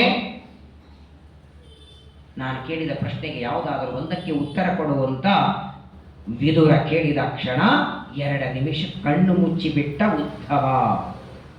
ಇತಿ ಭಾಗವತ ಪೃಷ್ಟ ಕ್ಷತ್ರ ವಾರ್ತಾಂ ಪ್ರಿಯಾಶ್ರಯಾಂ ಪ್ರತಿವಕ್ತುಂ ನಚೋತ್ಸೇಹೆ ಔತ್ಕಂಠ್ಯಾತ್ ಸ್ಮಾರಿದೇಶ್ವರ.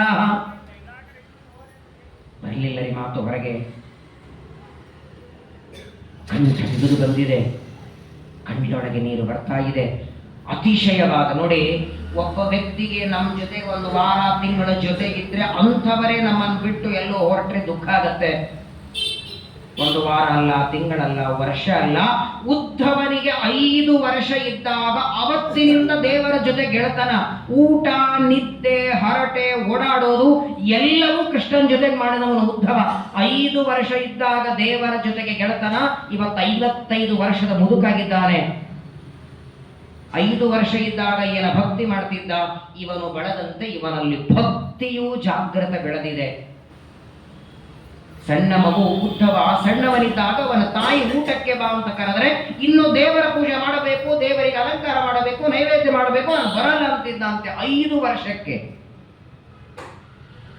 ಅಂಥ ಉದ್ಧವನಿಗೆ ಕೃಷ್ಣ ಪರಮಾತ್ಮನ ಬಗ್ಗೆ ವಿದುರ ಕೇಳಿದ ಪ್ರಶ್ನೆ ಕೇಳಿ ಕಂಠ ಬಿಗಿದು ಬಂದಿದೆ.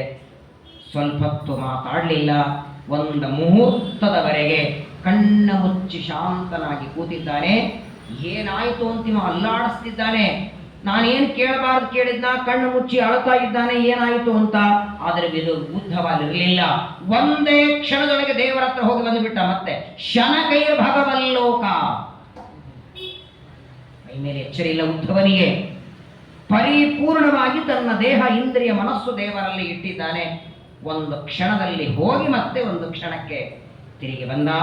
ಕಣ್ಣು ತೆಗಿತಾನೆ, ಕಣ್ಣೊಳಗೆ ನೀರು ನಿಲ್ಲುತ್ತಾ ಇದೆ. ವಿದುರ ಕೇಳುವ ಪ್ರಶ್ನೆಗಳಿಗೆಲ್ಲ ಉತ್ತರ ಕೊಡ್ತಾನೆ. ಅದ್ಭುತವಾದ ಉತ್ತರ. ವಿಶೇಷವಾಗಿ ಕೃಷ್ಣ ಪರಮಾತ್ಮನ ಬಗ್ಗೆ, ಯಾದವರ ಬಗ್ಗೆ, ಕೃಷ್ಣನ ಮಡದಿಯರ ಬಗ್ಗೆ, ಎಲ್ಲರ ಬಗ್ಗೆ ಕುಶಲ ಪ್ರಶ್ನೆಗಳನ್ನ ವಿದುರ ಕೇಳಿದ್ದ. ಅವರೆಲ್ಲ ಪ್ರಶ್ನೆಗಳಿಗೆ ಉತ್ತರ ಕೊಡ್ತಾನೆ. ನೋಡಿ, ಅಷ್ಟೊತ್ತು ಮಾತಾಡಿದರೂ ಒಂದು ಸಾಂಸಾರಿಕ ಮಾತಿಲ್ಲ. ಇಂಥವೇ ಮಾಡಿದ್ರ, ಕೋಸಂಬರಿ ಮಾಡಿದ್ರ, ಕೋಸಂಬರಿಗೆ ಮೆಣಸಿನಕಾಯಿ ಮೊದಲು ಹಾಕಿದ್ರು, ಆಮೇಲೆ ಹಾಕಿದ್ರು, ಅದರ ಬಗ್ಗೆ ಅರ್ಧ ಗಂಟೆ ಚರ್ಚೆ. ಯಾವಾಗ ಹಾಕಿದ್ರೆ ಇಂಥ ವಿಚಿತ್ರವಾದದ್ದು ನೋಡಿ. ಇಬ್ಬರು ವಿಷ್ಣು ಭಕ್ತರು ಒಂದು ಕಡೆಗೆ ಸೇರಿದ್ದಾರೆ. ಪರಮಾತ್ಮನ ಬಗ್ಗೆ ಗುಣಗಾನ ಮಾಡ್ತಾ ಇದ್ದಾರೆ. ದಿವ್ಯವಾದ ಆ ಕೃಷ್ಣ ಪರಮಾತ್ಮನ ಅನೇಕ ವಿಚಾರಗಳನ್ನ, ಕೃಷ್ಣ ತೋರಿಸಿದ ಲೀಲೆಗಳನ್ನ, ಕೃಷ್ಣ ಮಾಡಿದ ಉಪದೇಶ, ಅನೇಕ ಮಾತುಗಳನ್ನ ಉದ್ಧವ ವಿದುರನಿಗೆ ಹೇಳ್ತಾನೆ. ಆ ವಿದುರನ ಪ್ರಶ್ನೆಗಳಿಗೆ ಉದ್ಧವ ಕೊಟ್ಟ ಉತ್ತರ ನಾಳೆ ದಿನ ಶ್ರವಣ ಮಾಡೋಣ.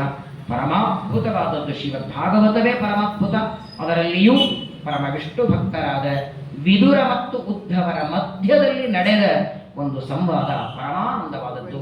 ಅಂತಹ ವಿಷ್ಣು ಭಕ್ತರ ಇಬ್ಬರ ಕಥೆ ಕೇಳಿ, ಉದ್ಧವ ಮತ್ತು ವಿದುರರ ಕಥೆ ಕೇಳಿದ್ದಕ್ಕೆ ನಮಗೇನು ಬೇಡ, ಅವರಷ್ಟು ಯೋಗ್ಯತೆ ಅಲ್ಲ, ನಮ್ಮ ಯೋಗ್ಯತೆಗೆ ತಕ್ಕಷ್ಟು ಎಳ್ಳಿನಷ್ಟು ಭಕ್ತಿ, ಜ್ಞಾನ, ಸದಾಚಾರ. ನಾವು ತೀರ್ಥಯಾತ್ರೆ ಮಾಡುವಾಗ ಆ ಭಗವಂತನ ನೆನಪಾದರೆ ಸಾಕು.